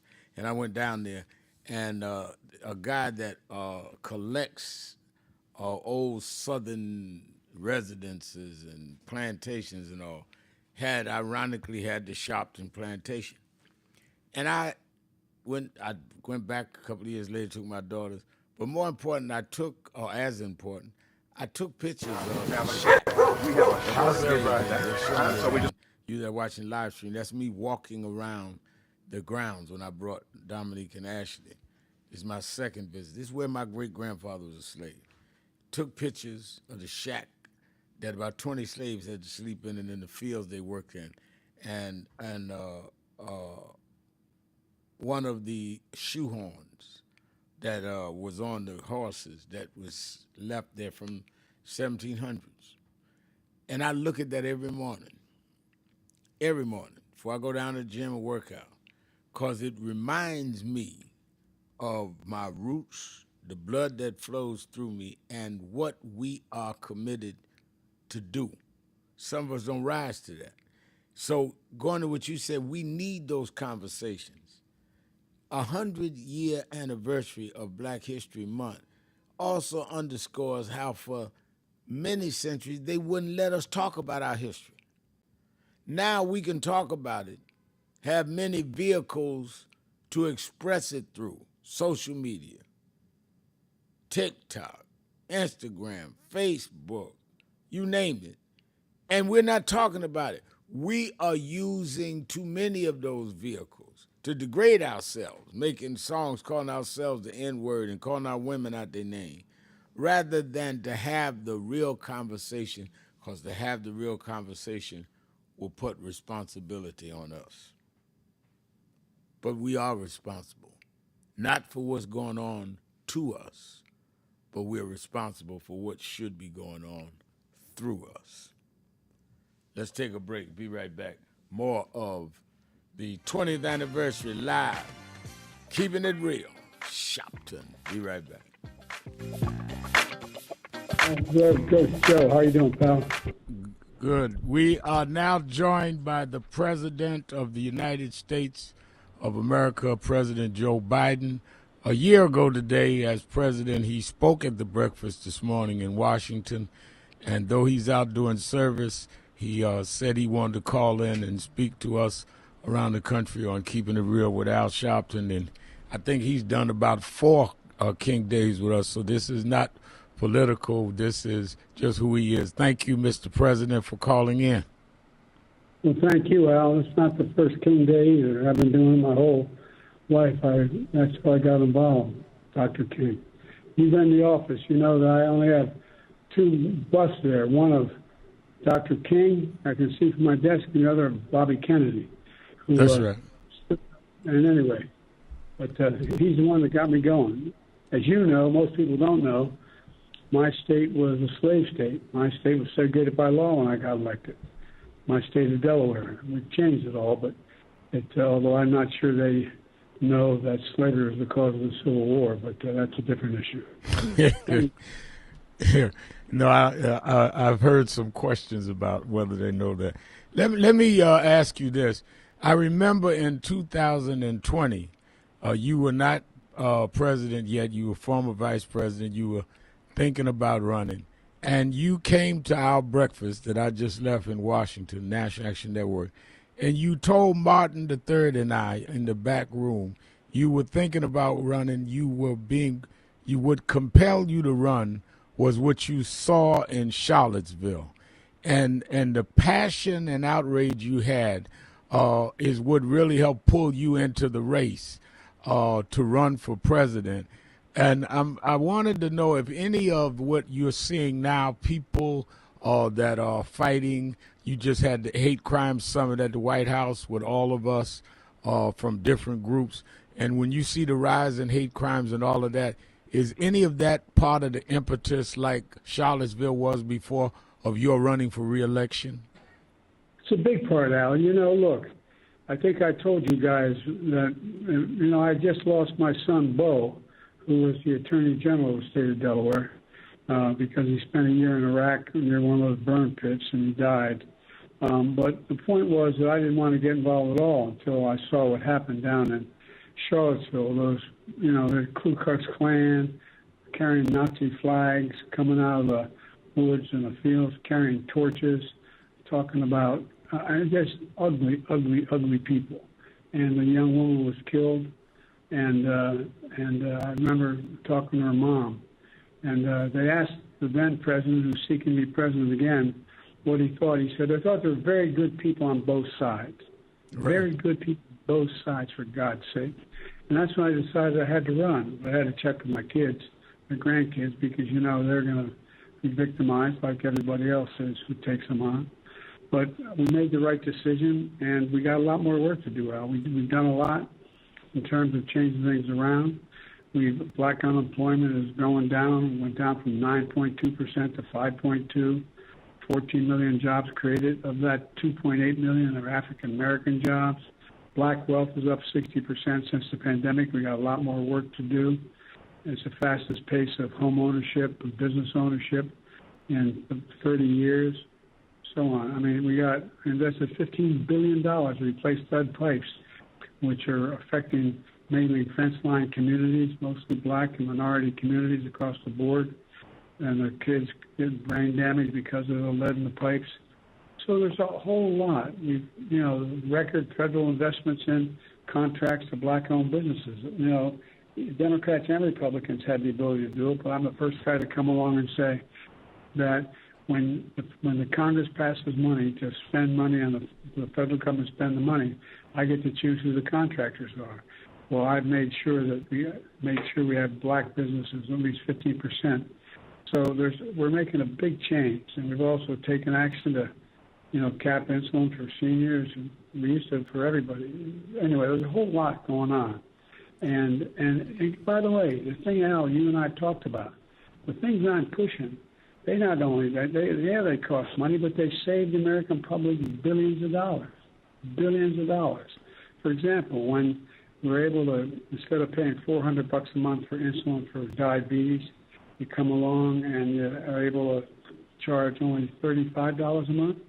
That saves the American taxpayer billions and billions of dollars, in addition to the folks. And by the way, that did cover initially everybody, but my Republican friends blocked it for everybody but Medicare. They couldn't get that done. We're coming back at it. Or, for example, we significantly reduced child poverty, particularly among minorities, significantly reduced. But they went ahead and took away, people were getting a significant, amount. They get paid $300 per kid if they're below a certain threshold level, and but 2/3 anyway. It just no. This is important because a lot of people saying what has changed for blacks, and you categorically are giving examples. I know for a fact with the Inflation Reduction Act as well as the infrastructure, you made sure that black businesses and black communities were a part of it, not preferential, but getting what would be fair. Well, what I did say was preferential in the sense that anybody lived in a fence line community, meaning there are communities where they have to absorb all the pollution from the industry, et cetera. They're getting covered first by me. First, I'm in Philadelphia right now, Al, at packing food for children and adults. It's called Phil Abundance, the community kitchen, and on my public service today. But here's the deal: we're in a situation where you have those people getting, like this town I was raised in, Claymont, Delaware, on the border of Pennsylvania. We had the highest cancer rate of any state in the nation for the longest time because there's so many oil refineries. The wind blowing our way. I have asthma because, like a lot of kids I grew up with, ended up getting asthma and ill because of it. So the fence line communities, whether they're down in Louisiana or in Delaware or wherever they are, they should be taken care of first as we clean this stuff up. There's a lot we can do, Al. You know it. You know it better than I do. And, well, let me ask you this. I know we're going to have to let you go because you're there serving. My last question. Charlottesville was part of what gave you the impetus to run. Today they're voting in Iowa. This election season is open. What made you decide to run for re-election? What was the thing that really closed in your head saying, keeping it real, keeping it real. I'm your host, Reverend Al Sharpton, and we're back. And you that follow us on live stream are getting some of the older archives of the show. We played President Obama on this show, and we just played President Biden on this show. And 20 years, we've had a lot of notables on the show. But let me let some of the callers in. Let me first, though, again, remind people that Politics Nation with Al Sharpton, Saturday and Sunday, is going to be vital this weekend. Certainly, I have tomorrow on the House Minority Leader, Hakeem Jeffries, because we need to know from him, what does this 2 weeks mean? What's going to happen to the Affordable Care Act? What's going to happen to the whole question of ICE, because many of us want to see it abolished? What does this Senate deal mean? What is he going to do in the House? He's going to be on Politics Nation tomorrow, as well as other members of Congress and the Senate, and then Sunday as well. So you don't want to miss it. I know the Super Bowl's coming on Sunday. It's coming on after my show. It ain't coming on at all tomorrow. So watch Politics Nation with Al Sharpton, 5 p.m. Eastern Time on tomorrow, and which is Saturday and Sunday. As well as you that in the New York area, it is our last rally in the morning at the 145th and Lenox Avenue location. 145th and Lenox, we've been there 19 years. We've had everybody. The history of that place is unspeakable, but we're getting a larger place, and we're going to move temporarily on Saturdays to the historic Mother AME Zion Church in Harlem, 136 between Lenox and 7. And that's where Paul Robeson was a member. His brother was pastor. Harriet Tubman did Underground Railroad through there. Frederick Douglass spoke there. You're going to love Black History Month every Saturday there. And we set up our administrative office on 125th Street until we're ready to move in our building. So be there in the morning to join me as we say goodbye to 145th Street. They'll never forget what we did there, but we're moving on to higher grounds. It's 9 a.m. to 11 a.m., House of Justice, 145th and Lenox. And, of course, you that are not in the New York area, you can watch us on Impact Television, nationalactionnetwork.net on our live stream, or on YouTube/NAN, N-A-N. And certainly with all this going on with Don Lemon and all, you definitely want to see, he'll be in court later today, you definitely want to see what we deal with it tomorrow in Politics Nation. All right, let's go back to the phones. Let me go to Bertha in Cleveland, Ohio. Bertha, you're keeping it real with Al Sharpton.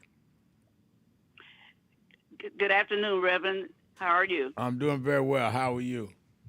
I'm fine, thank you. I just turned on my radio, so I understand this is your anniversary. Congratulations to your anniversary. Thank you. Reverend, these ICE people are nothing but low-down hoodlums. They are nothing but the Ku Klux Klan, a.k.a. Proud Boys.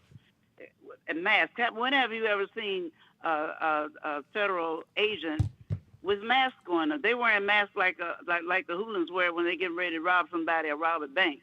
And these people are very dangerous. They're breaking. They have no rights. This young man that got killed, they shot him 10 times, and he had his hands in the back and his hands bounded. So they intended to murder. These are murderers. And Donald Trump is the king of the murderer. He's over in I can't pronounce it right. Venezuela. Those people are getting killed over there. Donald Trump, and to my opinion, is nothing but a murderer, because this is what he's doing. Children, old folks, and everybody else is getting murdered over there for his greed. He's going down in history, all right. He's going down as the worst resident of the United States. You notice I haven't said president, right, because I call him resident who's residing in the White House. These people are. Well, we have to be very careful, and I hope that some people will hear me right. These Republicans that now are not the same Republicans, the original Republicans. These Republicans are completely out of. There's something wrong with them. They're so greedy, and they're going along with everything that Donald Trump is doing. And I would say that anyone voting for a Republican now is really voting against themselves, because what these people are doing, what they're doing now, it's going to come back to them. And if they don't believe me, ask Pharaoh. And they don't know who Pharaoh is, go to the Old Testament and see how he initiated trying to get all the babies killed, and it resulted in his own son. This is going to be. I'm sorry, and I hope nothing happens to these people. I don't wish nobody death, but what they're doing to themselves. And this Norm woman, they need to get rid of her, because she is. I don't know who taught her. Her parents didn't teach her right from wrong, good from bad. Because anytime you say say that these people are domestic terrorists, something's wrong with that. I'm very upset about this, but there's a price to pay, and we need to get out and vote, and do not vote for not one Republican. We need to take the money away from these ICE people. They're getting paid. They shouldn't get paid a down payment on a stick of bubble gum.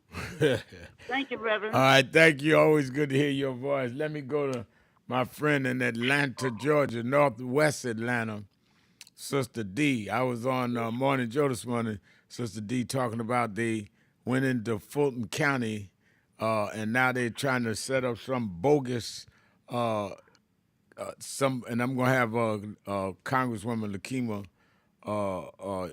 Williams on my show, I think tomorrow after Hakeem, They set up some bogus investigation about the 2020 elections there in Fulton County. You know, Reverend Al, so that includes me. So they have taken my vote, and I don't know where they have taken it, and I don't know what they intend to do with it. But if they can do it to us, they can do it to people all over this country. And I think the end goal is to try to figure out to get either with Don Lemon or taking those votes like that. I think that Trump would like to have some, and Stephen Miller. People, please look up Stephen Miller, and because that's Bush's brain. That's the person behind all that Bush is doing, all that Trump is doing. They talked about back in the day Bush's brain, who was, I've forgotten that guy's name. But Trump's brain is Stephen Miller, and he's an evil somebody. Reverend Al, I don't want to get off on that, but I am ticked off about it, because if they can do it to us, they can do it to everybody else. But I really called to congratulate you on your anniversary. I have been following you, young man, for quite some time, and you are a young man to me. Because of you, I did join NAM, and in the many years that you would come to speak at West Hunter Street Baptist Church, and I think you would come almost every year for Men's Day. Right. I would be right there, Reverend Al. Wow. Listen, you deliver the word of God, and you always did such a wonderful job. I'm praying for you. If they can arrest Don Lemon, they can come for you or they can come for me, and we need to watch our backs and be vigilant. Congratulations again. Love you, Reverend Al. Love Keep you. doing you. Thank you, and bless you for that, and that means a lot to me, and she's been right there with us down through the years. Let's go to Mark in Houston, Texas. Mark, you're keeping it real with Al Sharpton. Well, good afternoon, Loudmouth. You doing all right this afternoon? I'm doing fine. Well, you know what? On this show here, I'm going to have to do like you do. I'm going to have to keep it real. I'm going to have to keep it real. Man, I'm going to have to keep this real. Let me tell you something, man. I hear these people talking about these people, these ISIS with this mask on their face. I'm going to go back to a little known history fact. Now, who do we used to have those masks on their face so they come and burn a cross on our yard?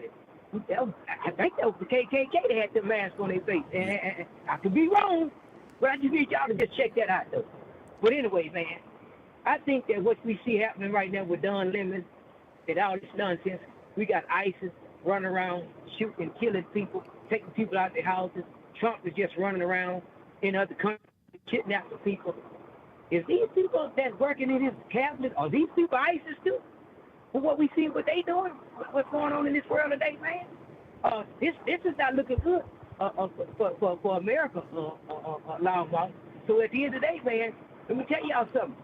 Y'all need to keep on watching this man, Trump, because at the end of the day, I talked to him on this show about the Epstein files. They say they didn't release 50% of them so far. I already know about Bill Clinton. I already know about Donald Trump. I told y'all. I tried to tell y'all. There's a lot of other people that's involved in this nonsense. And Trump, everybody that's followed him, I said, well, what we need to do is forgive everybody, the Republicans and the Democrats, because I'm a righteous person. But I got to get this devil out. I got to get this so convicted man out of the White House, man. We got to get him out of there before he destroys ours. I know that's right. Y'all have a good one, my brother. All right, bless you. Thank you for your call. Let's take a break. Keeping it real. Sharpton. Be right back. Do you know what time it is? It's Breaking news. Sharpton time. It's time to put aside all pretenses, deception, denial, or fronting. The time has come to keep it real on Keeping It Real with Reverend Al Sharpton. You need to keep it real with Reverend Al Sharpton right here on Uber TV. Reverend Al Sharpton, and we're back. 1-877-532-5797. 1-877-532-5797. Let's go back to the phone. Attorney Jennifer Jones Austin is. You know, every day, Monday through Friday, I do 3 hours a day on Keeping It Real with Reverend Al Sharpton. I do 1 hour on Sunday mornings with Reverend Al Sharpton. And I'm live on radio and TV with the Saturday Action Rally. 7 days a week, I talk to our people, hear from them, the call-in. I'm sick and tired of people talking for people that they don't talk to. So go on www.nationalactionnetwork.net. Listen to my show, call in, express your opinion. You don't have to agree with me. But let's start talking to each other rather than about each other and lecturing at each other. Let's keep it real with Sharpton. Happy 20th anniversary to Reverend Al Sharpton on 20 years of keeping it real. 2 decades of truth-telling, fearless advocacy, and keeping the people informed and empowered. Thank you for always speaking power to justice and standing firm for what's right. Here's to 20 years of impact and many more to come.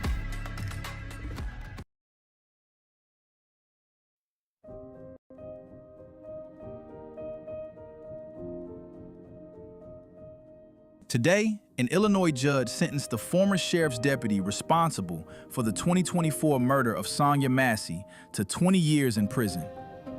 While this conviction represents accountability, I believe nothing short of a life sentence could truly match the life that was taken. Sonya Massey was in crisis and deserved care, not violence. In 20 years, this individual may walk free, but Sonya will never return to her family, never live out her future, never get another chance. National Action Network stood with her loved ones and community then, and we will continue to stand with them now. We must fight to ensure no other family suffers such a horrific loss and demand real reforms, including stronger standards and background checks in law enforcement hiring.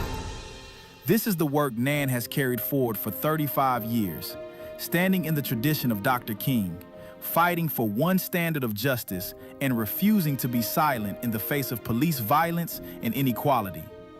Our mission remains clear: to protect our communities, demand accountability, and ensure equal justice under the law.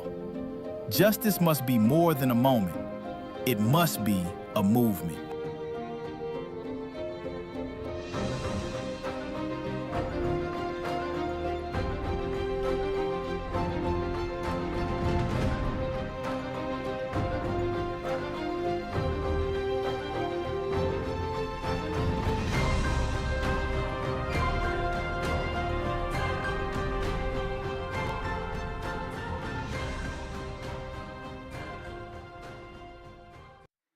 As we look today on King Day,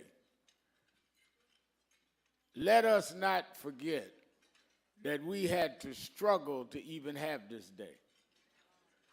They did not wake up one morning and say, let's give a federal holiday to Martin Luther King.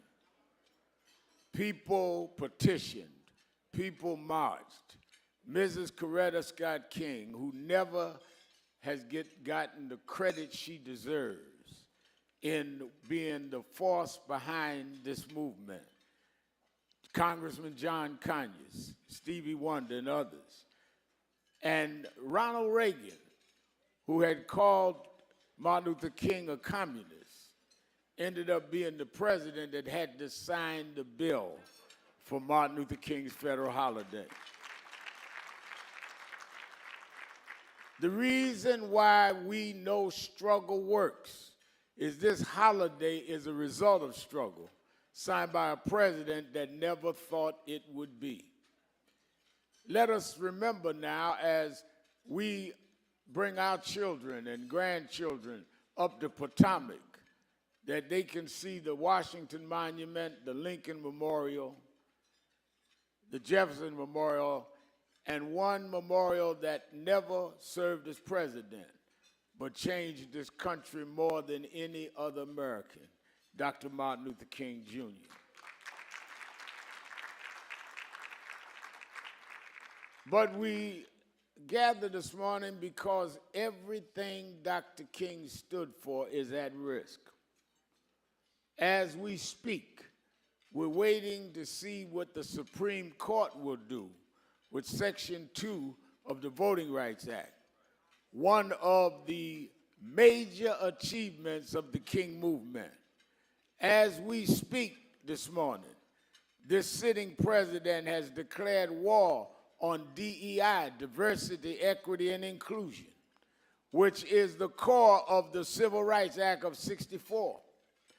We are under attack, and we should not be taking this as a day off. This is a day on to fight to keep what was maintained.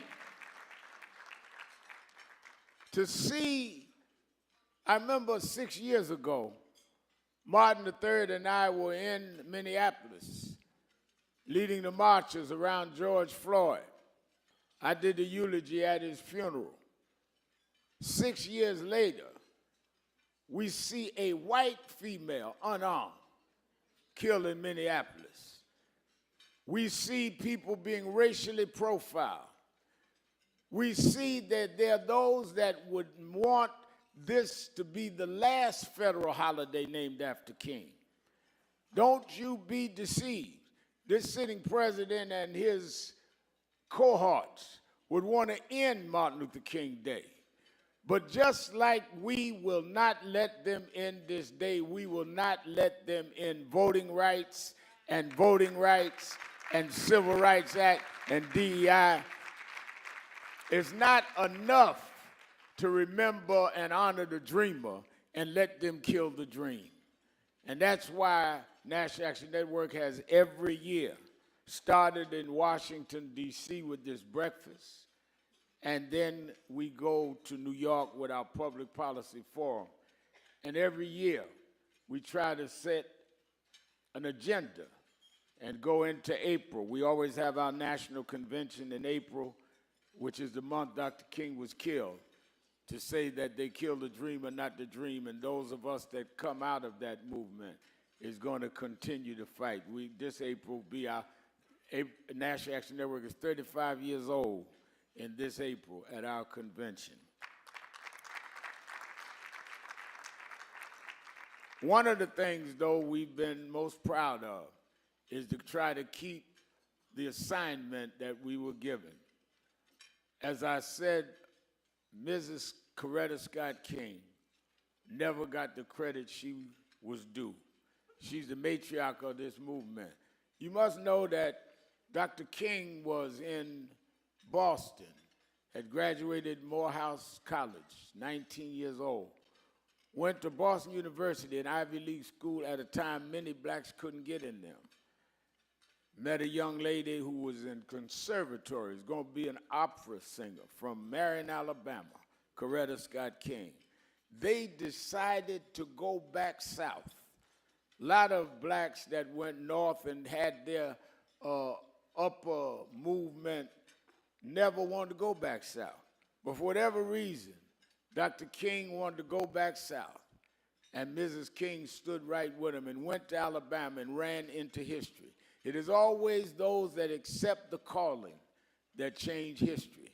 And we should never forget the sacrifice made of Dr. Martin and Mrs. Coretta Scott King, because they did not have to go and lead a boycott. They were Boston University conservatory. Yes, you lied. Conservatory. Keeping it real, keeping it real. I'm your host, Reverend Al Sharpton, on this our 20th anniversary to the day of this show. And we've already had some great surprises as we deal with these issues. I understand we have another surprise on the live line. Let's go to the live line and see who this surprise is. Happy anniversary, Rev. This is Derek Johnson, NAACP. How you doing, brother? All right. How you doing, man? This is a surprise. It's Derek Johnson, CEO of the NAACP, and all over the country, all over the world, doing great work. My little brother. We work a lot together. I appreciate you calling in. But yeah, this is what they say, the best of times and worst of times. Best of times, your voice being a leading voice is for social justice now on the radio for 20 years, in addition to your work in the streets. The worst of times, as we see people like Don Lemon and others being locked up for doing their constitutional right, reporting the news. So we need your voice more than ever. We got to speak truth to power, particularly in this climate where they're trying to take away our freedoms and suffocate our voice. Well, I appreciate your work. I have You was talking about, I went through about 4 or 5 U.S. presidents. I went through about maybe that many NAACP presidents. And I could say, and I can get in trouble because I just feel it. I've never seen anyone stabilize and keep the NAACP steady and moving forward and relevant and as the template of where we are that I've seen under your presidency. I say that publicly. I say it to you privately, but I say it to you publicly because it is important the mothership stay in the water, and you've done that like no other president in my time. And I've been out here a little bit longer than you, a little bit longer. Listen, I appreciate that. I tell anybody, we have to support our Black institutions across the board. And some of us are the voice, and some of us do the behind the scenes and keep the infrastructure together. And I told Rev, when I first started, I said, if they're looking for a speaker to turn the house out, I'm calling you because I got to do this work over here. Yeah. And that's why our partnership is so good, because we all have a role. None of us can do this by ourselves. And your voice has been a key voice for the last several decades. So continue to be a clarion call. And continue to be Derek Johnson. I couldn't ask for a better leader in the ACP, our leading and oldest organization. And I just want you to know you don't get enough public praise because you don't do enough public stuff. But he can go now. Don't let him fool you now. I've seen him make speeches. He just prefers doing the organizing and building the building. But he can handle it now. They fooling themselves. They throw the mic and think that he going to flunk that. We've had some that could, but he can pull it up if he wants to. But he said, nah, let them do that because he can do things we can't do. And I admit that publicly. He does a methodical strategist job that a lot of us just don't have the patience or ability to do. So I appreciate more than you calling in. The president, CEO of the NAACP, Derek Johnson, thank you so much. Let me bring on now my co-host. When I started the show 20 years ago, we had George Curry used to end the show every week. He'd do the last hour on Keeping It Real. George Curry, who extremely important journalist, and was the founder and put out his own magazine. And then when that did not last, he came on this show. And when he passed, I did the eulogy at his funeral in Alabama. When he passed and Emerged died as a magazine, I wanted someone that could continue with the same insight and the same kind of underground combination of being able to talk and walk the walk. And that's where we selected Reverend Charles Williams, who heads the Detroit National Action Network and pastors the historic King Solomon Baptist Church. Been with us in Nan since I guess he was 19 years old, 18 years old, and never left, grew up in a leadership position in his own right. And on this anniversary, let me bring him on to handle what he does the last hour with me. The Reverend Charles Williams II. How you doing, Reverend?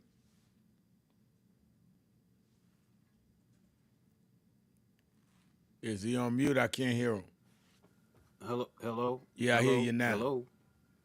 I said all is well, and certainly it's always good to be with you. We keep it real, and on this Exhale Friday, 20 years, Rev, was standing in the gap, even when it wasn't popular, when it wasn't profitable, and even today, as you well know, as Derek Johnson said, it's not safe. But through faith, we continue to press on, courage, moral clarity. We got to remind this nation that justice is not seasonal. It's a calling, not a minute, not a moment, but it's a movement. And so, Rev, thank you for 20 years. I am honored to have the opportunity to sit in the seat where George Curry sat. Honored to have the opportunity to back you up and Dominique up every now and then. Just honored to be a part of this. Honored to be able to be on the front lines with you, marching for justice, peace, power, and prosperity in every place we've been, and it's certainly warranted and it's worth its effort, and we certainly appreciate and grateful for the service that you continue to give Black America, and not just Black America, but Americans, because we see now you don't have to be black to get shot by the police, and you don't have to be a man to get shot by the police. You can be a white woman or even a white man, and that just ups the ante on why it's so important for us going forward to make sure that as we are now watching voting rights being attacked, everybody, we're now watching voting rights being attacked, that we double down our efforts, making sure that we register folk to vote, making sure that we protect the vote, and making sure that we mobilize folk to get out and vote, because they're going to do everything they can to try to turn us around. But as the old song says, we shall not be moved. Just like a tree by the water, we shall not be moved. All right, let's go back to the phone. Let me go to my dear friend in Chevy Chase, Maryland, Miss Richardson. Miss Richardson, you're keeping it real with Al Sharpton. Yes, good day to you, sir. Reverend Al, 20 years. Rev, I mean, where did that time go? It went like it was like this yesterday you came aboard on your introduction of your broadcast. Right. That's right. That's right. Yeah. And you know, your friend was I was having my maypole then. That's right. I remember that. When you first started calling me, you was having your maypole, and we've been having maypole. You've been having your maypole with me for 20 years. Yes, sir. And remember me, I always said my lemon in my tea. That's right. That's right. I remember. Wow. Now, you know, Rev, you mentioned George Carey. Oh, we loved him dearly. And because, you know, I would call your show, and George would be your host, yeah. Assigned. Yeah, and the other one, Michael Anglishon, we miss him too. Yeah, he passed. Both of them passed. You know, and they were so great. But, you know, we have to have our New Year's resolution. And I'm going to go, but I just want to say to our men, stop going to these facilities, these places that will not support you. They're only exploitationing of you. Like Reverend said in his introduction today about the music, you know, the words that these young men, rappers and things are using, it's not appropriate for the Black community. And I think you talked to Melba Moore earlier. Yeah, that's right, Melba. Yeah. Mm-hmm. And, you know, people such as her statue could talk to these. They're all in California where they, I guess, produce all that. And, you know, I haven't heard anything from Time Warner lately. What are they doing, Rev? But another thing is that, I don't know. I really don't. I don't even know.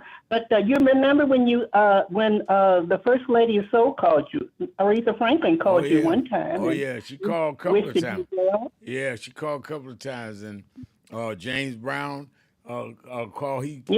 I was so happy that he lived to see me start this show. He died in 2006, the year I started the show.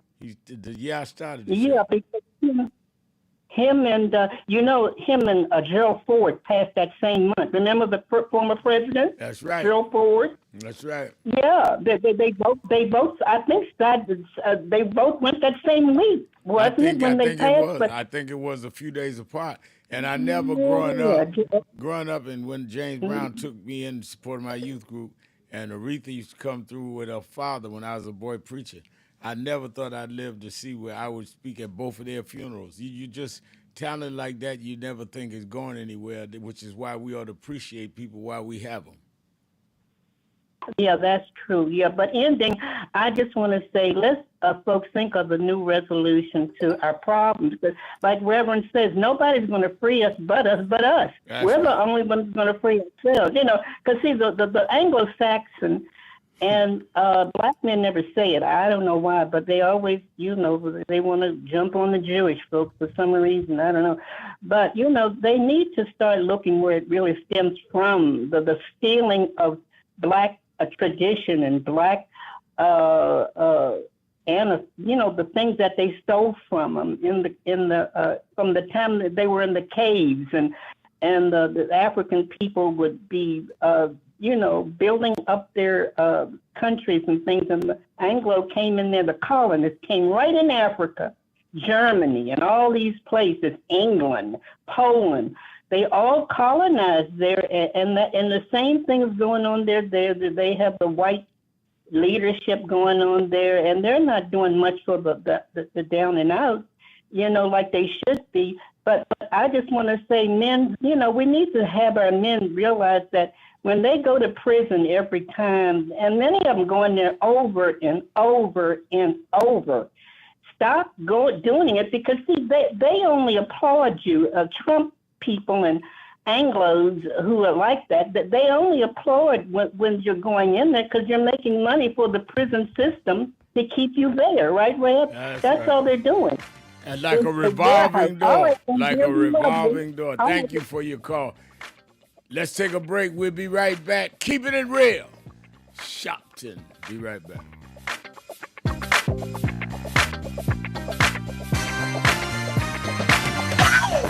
Breaking news. The issues, the stories affecting you. Now here's the news. Do you know what time it is? It's Al Sharpton time. It's time to put aside all pretenses, deception, denial, or fronting. The time has come to keep it real on Keep. Do you know what time it is? It's Al Sharpton time. It's time to put aside all pretenses, deception, denial, or fronting. The time has come to keep it real on Keeping It Real with Reverend Al Sharpton. You need to keep it real with Reverend Al Sharpton right here on Uber TV. Reverend Al Sharpton, and we're back. 1-877-532-5797. 1-877-532-5797. Let's go back to the phone. Attorney Jennifer Jones Austin. Every day, Monday through Friday, I do 3 hours a day on Keeping It Real with Reverend Al Sharpton. I do 1 hour on Sunday morning with Reverend Al Sharpton. And I'm live on radio and TV with the Saturday Action Rally. 7 days a week, I talk to our people. Hear from them, the call-in. I'm sick and tired of people talking for people that they don't talk to. So go on www.nationalactionnetwork.net. Listen to my show, call in, express your opinion. You don't have to agree with me. But let's start talking to each other rather than about each other and lecturing at each other. Let's keep it real with Sharpton. Happy 20th anniversary to Reverend Al Sharpton on 20 years of Keeping It Real. Around this is so wicked. Now they're going to they released last night a memo that said that the FBI was investigating Good. They're trying to come up with some on the victim. Not they're going to investigate who shot her.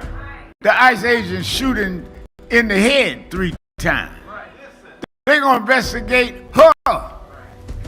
And you wonder why we need movements. You wonder why we need to stand up. Hakeem Jeffries was here Monday. Why we need to deal with this midterm election. Well, Reverend, I get calls on my radio show every day. Well, I don't see where voting changed something. All right. Let me tell you where, if they lose the Congress this year, where it changes. The Speaker would be Hakeem Jeffries, who grew up right here in Name, as he said on Monday. The Speaker decides then the calendar for the legislative session. The chairs of the committees become Democrats. So the Judiciary Committee, now watch this in the barbershop. The chair of the Judiciary Committee, y'all saw the Judiciary Committee have the hearing and brought in the special counsel yesterday. Well, the chair this time, if the Democrats win, would be a Democrat who could then subpoena the Attorney General Bondi, all of the folks that were involved in January 6th. They can subpoena the vice president, all of them, because you've got the power of the gavel. Wonder why nobody has asked Pence how he felt running for his life January 6th. Well, if you get the Judiciary Committee, you can subpoena Pence. This is a defining moment. As our world faces urgent challenges, the movement comes.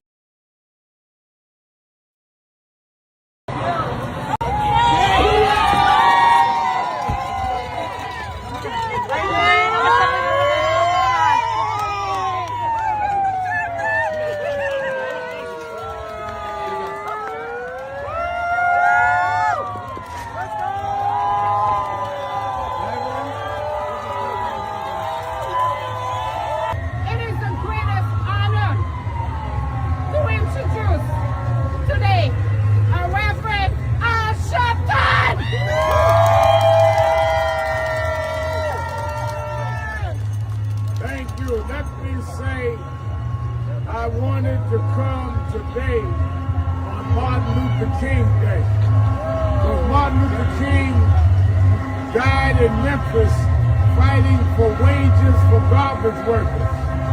And I believe he would want those of us that come in his tradition to be standing with nurses and standing with those that should be getting wages for saving the lives and caring for people that the private hospitals and other hospitals seem not to care about. How can you spend King Day and turn your back on people that are working and not insured right and not given the right wages and not given the right respect when they're taking care of our afflicted, our ill, our infirm? In the name of Martin Luther King, I join the nurses in demanding justice for the nurses.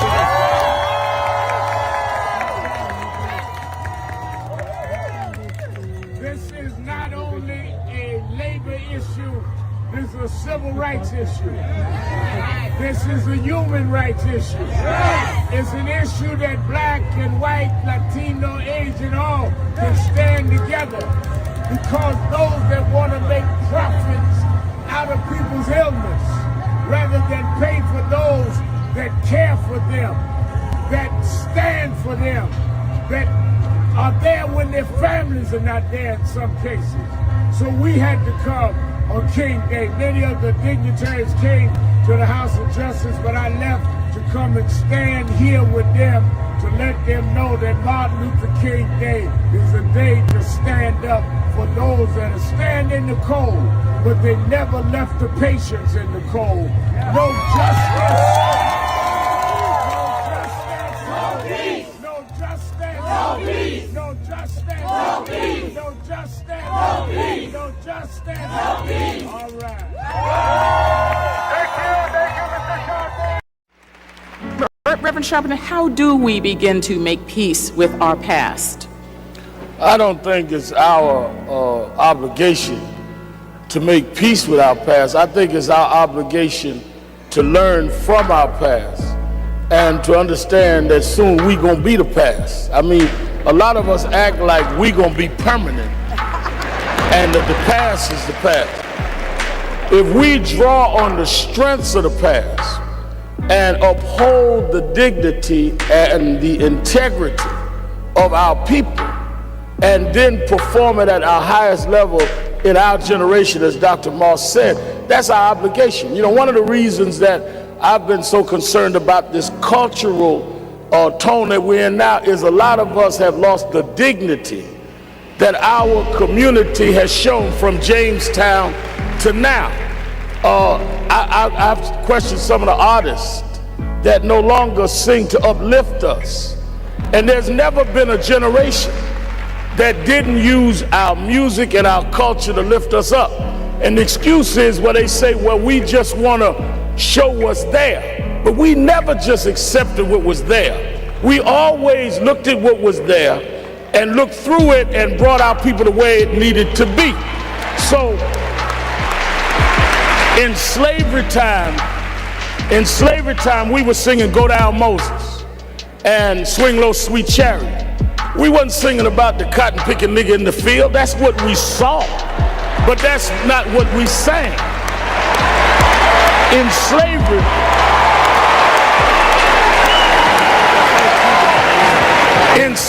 in segregation time, we were singing.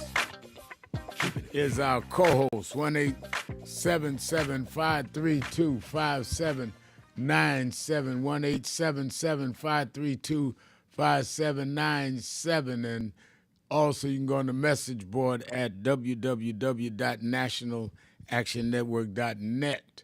And Anita Bracy 7533 says 20 years been listening, tweeting, under likable and marching with Keeping It Real. Marched in the local Atlanta, Georgia radio station when his and Warren Ballantyne shows were pulled and put back on. Yeah, I remember. We had Warren Ballantyne used to come on before me. Then you had, before that, Michael Eric Dyson had a show. We had 3 or 4 of them started around the time of me or right after. I was the first one on the network.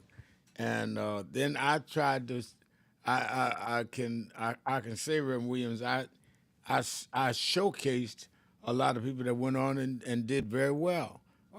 We used to have Tiffany Cross on every Tuesday. Tiffany Cross.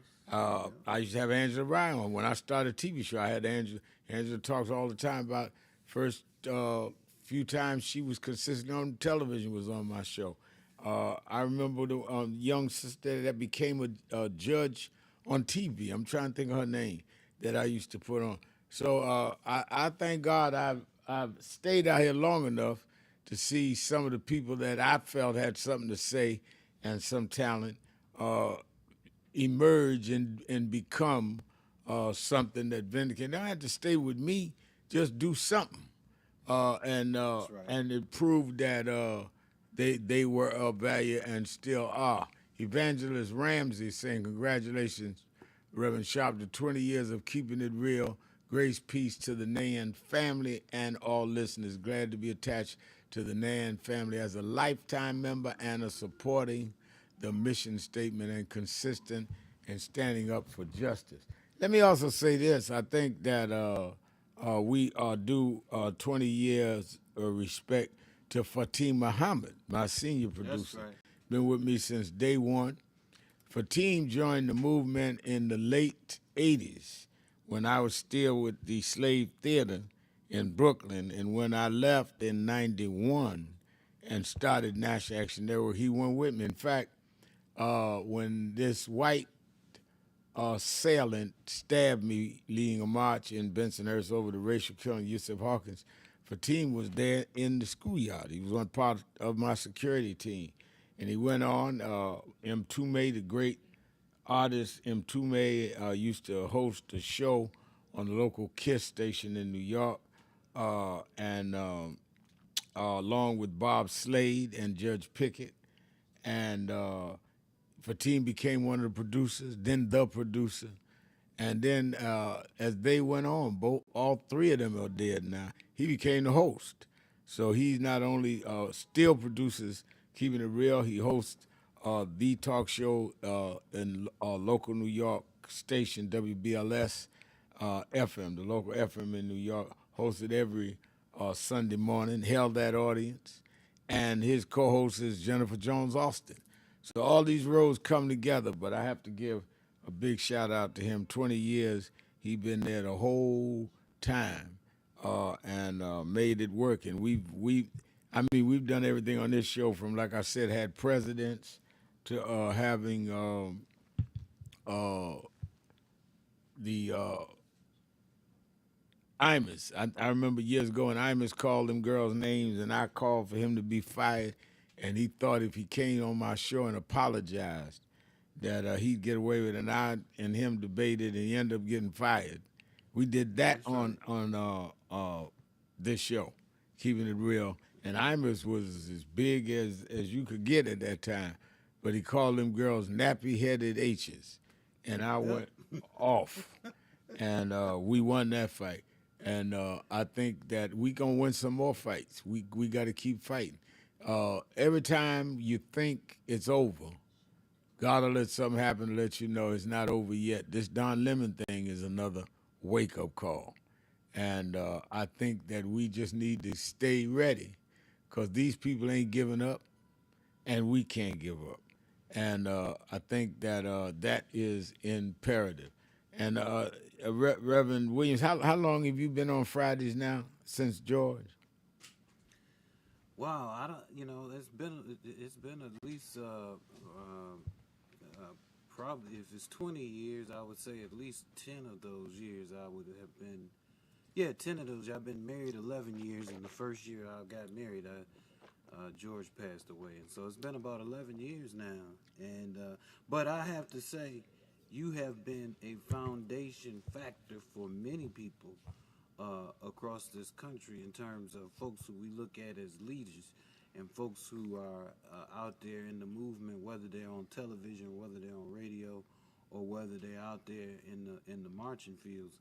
There's folks like Brian and folks like Mallory and folks like others who you have just really, through the radio and through the TV, you have shared and opened up your platform. And that a lot of folk don't do that. A lot of let's just be consistent. I remember talking to you one day and you telling me about times you had friends who had shows and you couldn't even get in the building when Right. they had the show. I mean, I think Oh no, that's for real. And appreciate that. I've had people that isolated us. I've had preachers that say no, he can't preach in my church. He's too militant. He's in that activism. Right.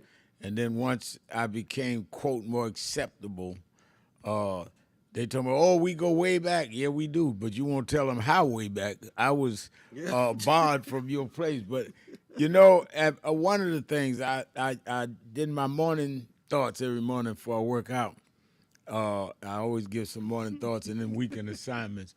And one of the things that I said this morning I want us to work on this weekend is the spirit of Sankofa, walking forward but looking backwards.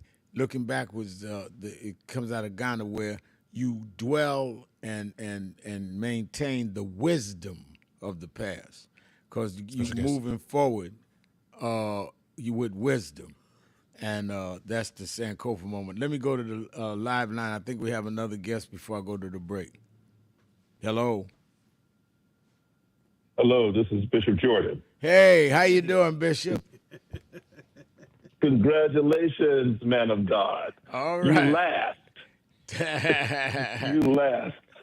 You laughed. 20 years. 20 years. I want to thank God because you gave a platform to the prophetic. And I would come there every other week and people call in and you allowed the word of the Lord to come through the airwaves to so many people's lives that we got ready to touch. And also during that time, we gave the prophetic word about America's first black president. You did. That was written in written judgments in the 1990s. And you watched that word come, we all watched that word come to pass. And there's another thing in the prophetic word about America going into some real dark days and tension. And I was in prayer earlier this month, and I said, it's here. And I just want to say to the community and to the family, we are going to need to learn the words of prayer if you don't know the words of prayer, because this nation is divided in a way unlike worse than the Civil War.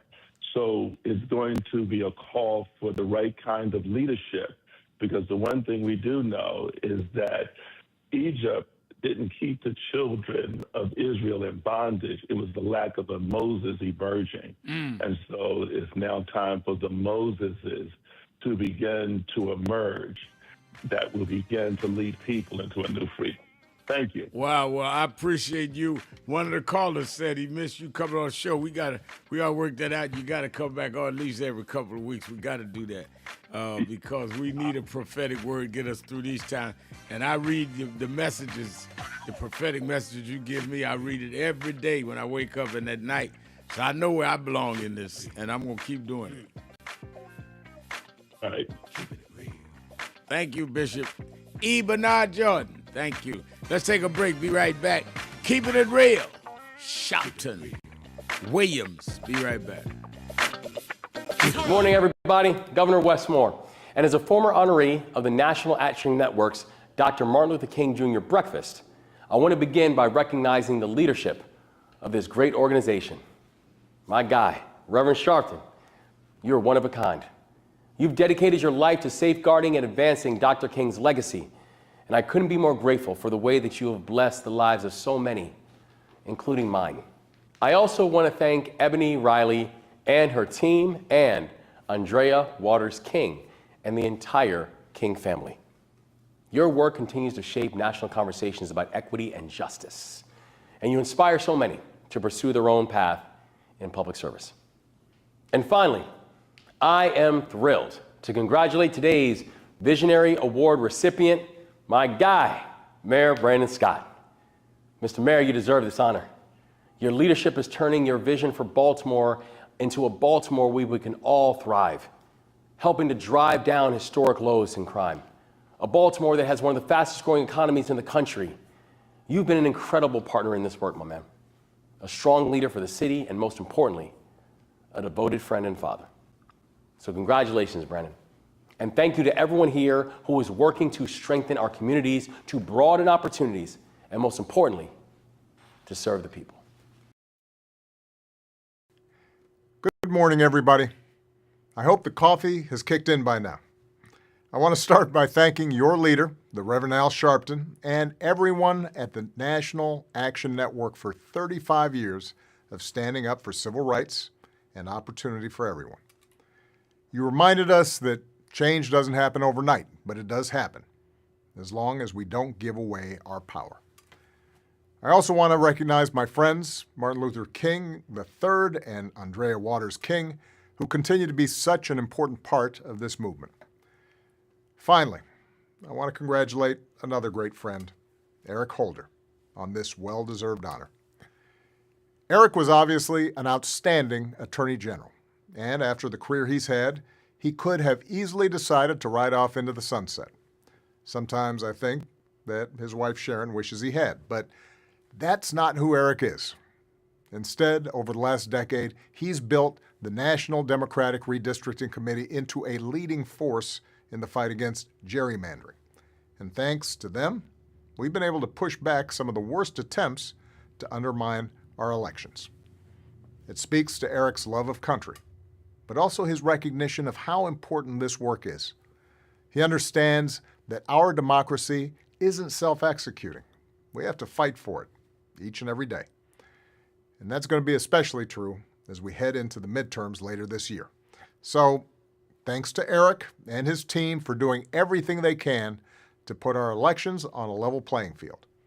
And thanks to all of you for helping people recognize their own power and put it to good use. Take care, everybody, and God bless.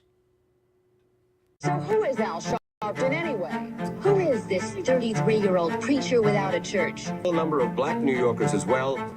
He is little more than a pudgy exhibitionist who can be counted on to show up, bullhorn in hand, at every racial incident.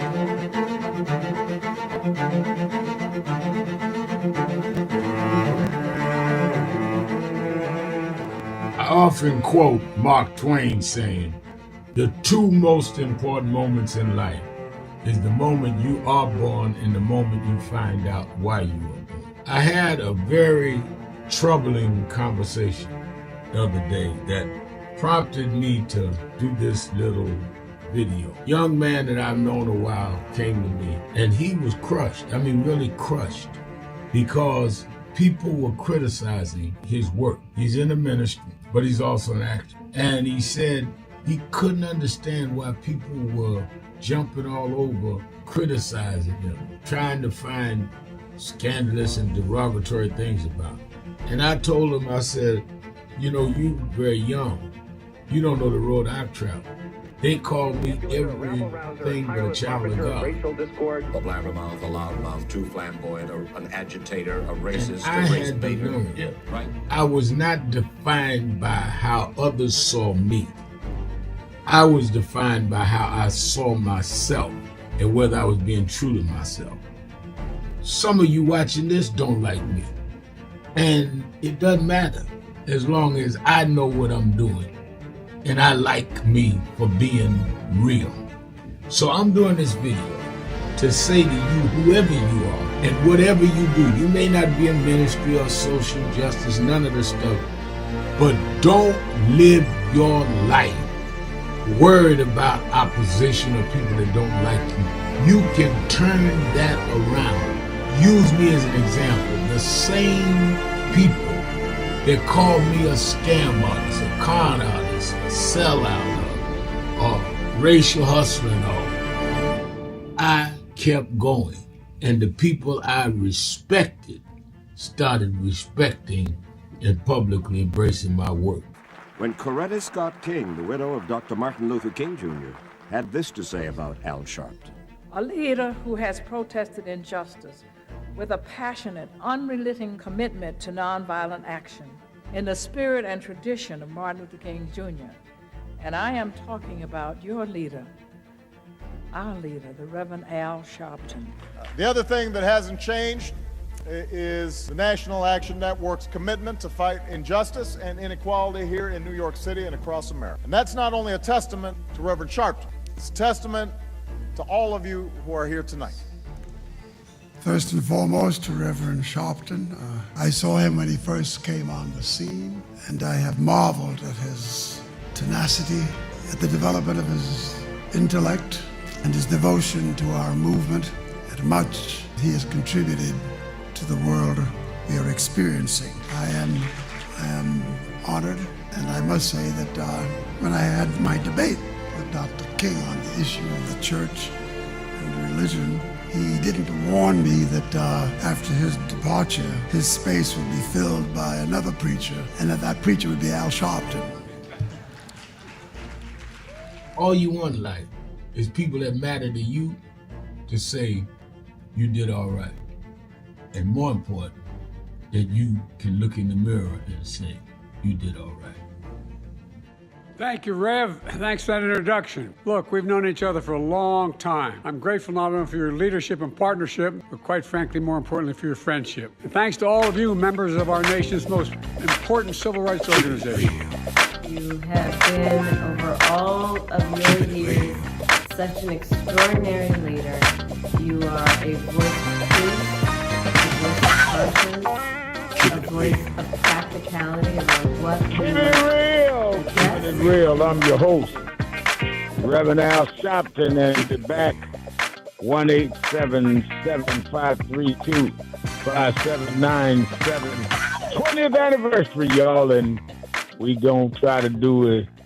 Alfred Liggins said when he called in, he hoped we do 20 more. I'm gonna do the best I can, and I definitely wouldn't mind being here another 20. We're going to keep on keeping on. Now, you ain't got to wait 20 years. Tomorrow night and Sunday, watch Politics Nation with Al Sharpton. Among my guests tomorrow is Congressman Hakeem Jeffries, Democratic leader of the House of Representatives. I want him to break down what the Senate is doing. What does this 2 weeks mean? What is the House going to do? How they going to fight for the Affordable Care Act, as well as to kill ICE. Hakeem will be on with us live at 5 p.m. Eastern Time on MS Now. And then I'll have others, members of Congress, Nakima Williams, who represents Atlanta. I'll be on talking about the Fulton County raid by the FBI. And I'm certainly going to have people on talking about what's happened to Don Lemon. So don't miss either night, Saturday or Sunday, 5 p.m. Eastern Time on MSNBC. For all of you Super Bowl fans, Super Bowl don't start till I go off, so don't worry about it. And you that are in the New York, New Jersey, Connecticut area, make history. Be with us for the last rally at the House of Justice in Harlem's 145th and Lenox tomorrow morning, 9 a.m. to 11. And we are a step closer to our new headquarters, but we're going to do Black History Month Saturday Action Rally at the historic Mother AME Zion Church, 136th Street, and between Lenox Avenue and 7th Avenue in Harlem. This is the church Frederick Douglass used to speak at. This is the church where Harriet Tubman and the Underground Railroad came through. They have a little museum that's showing. They have the platform Frederick Douglass used to speak. Paul Robeson was a member there. His brother pastored there. And we're going to have all of our Black History Month Saturdays. I'll be doing the keynote right there. Saturday Action Rally moves there and then on to our headquarters. And the National Action Network Convention. And I'm telling you, people are registering. I said 2 days ago we were almost at 2,000. We're at 3,000 now.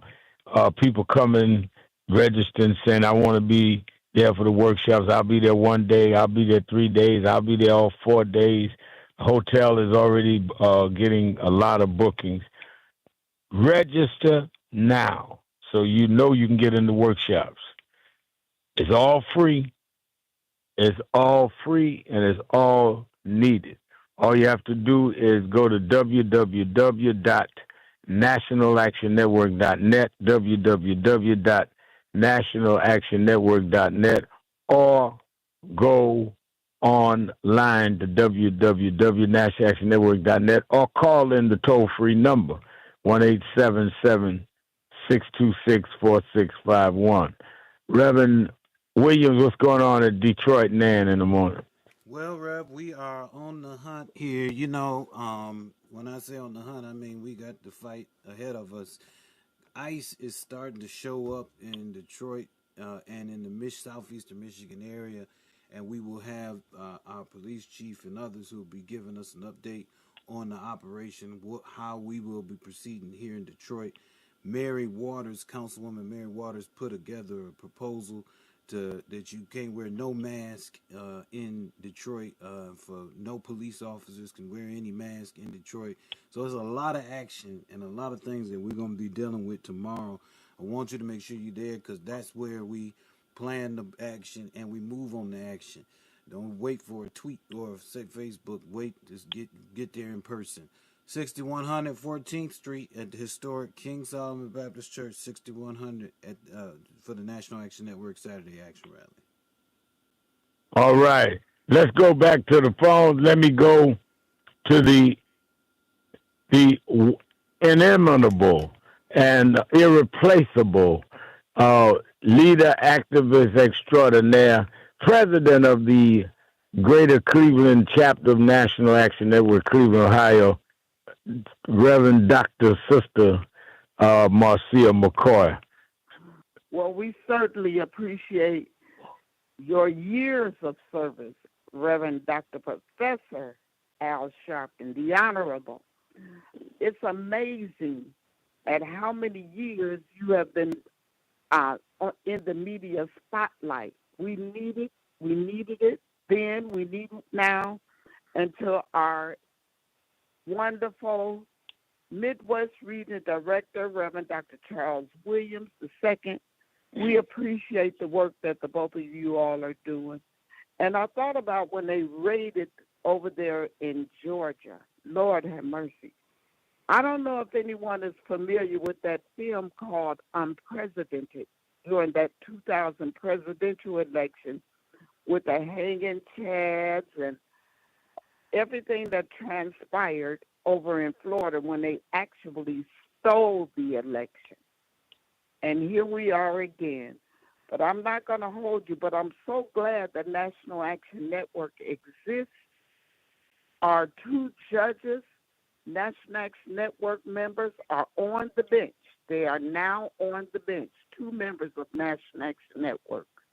Wow. And we're proud of that. So Reverend Dr. Professor Al Sharpton. I'm bringing on the mule. Come on, Bishop. Dr. Al Sharpton. Yes, sir.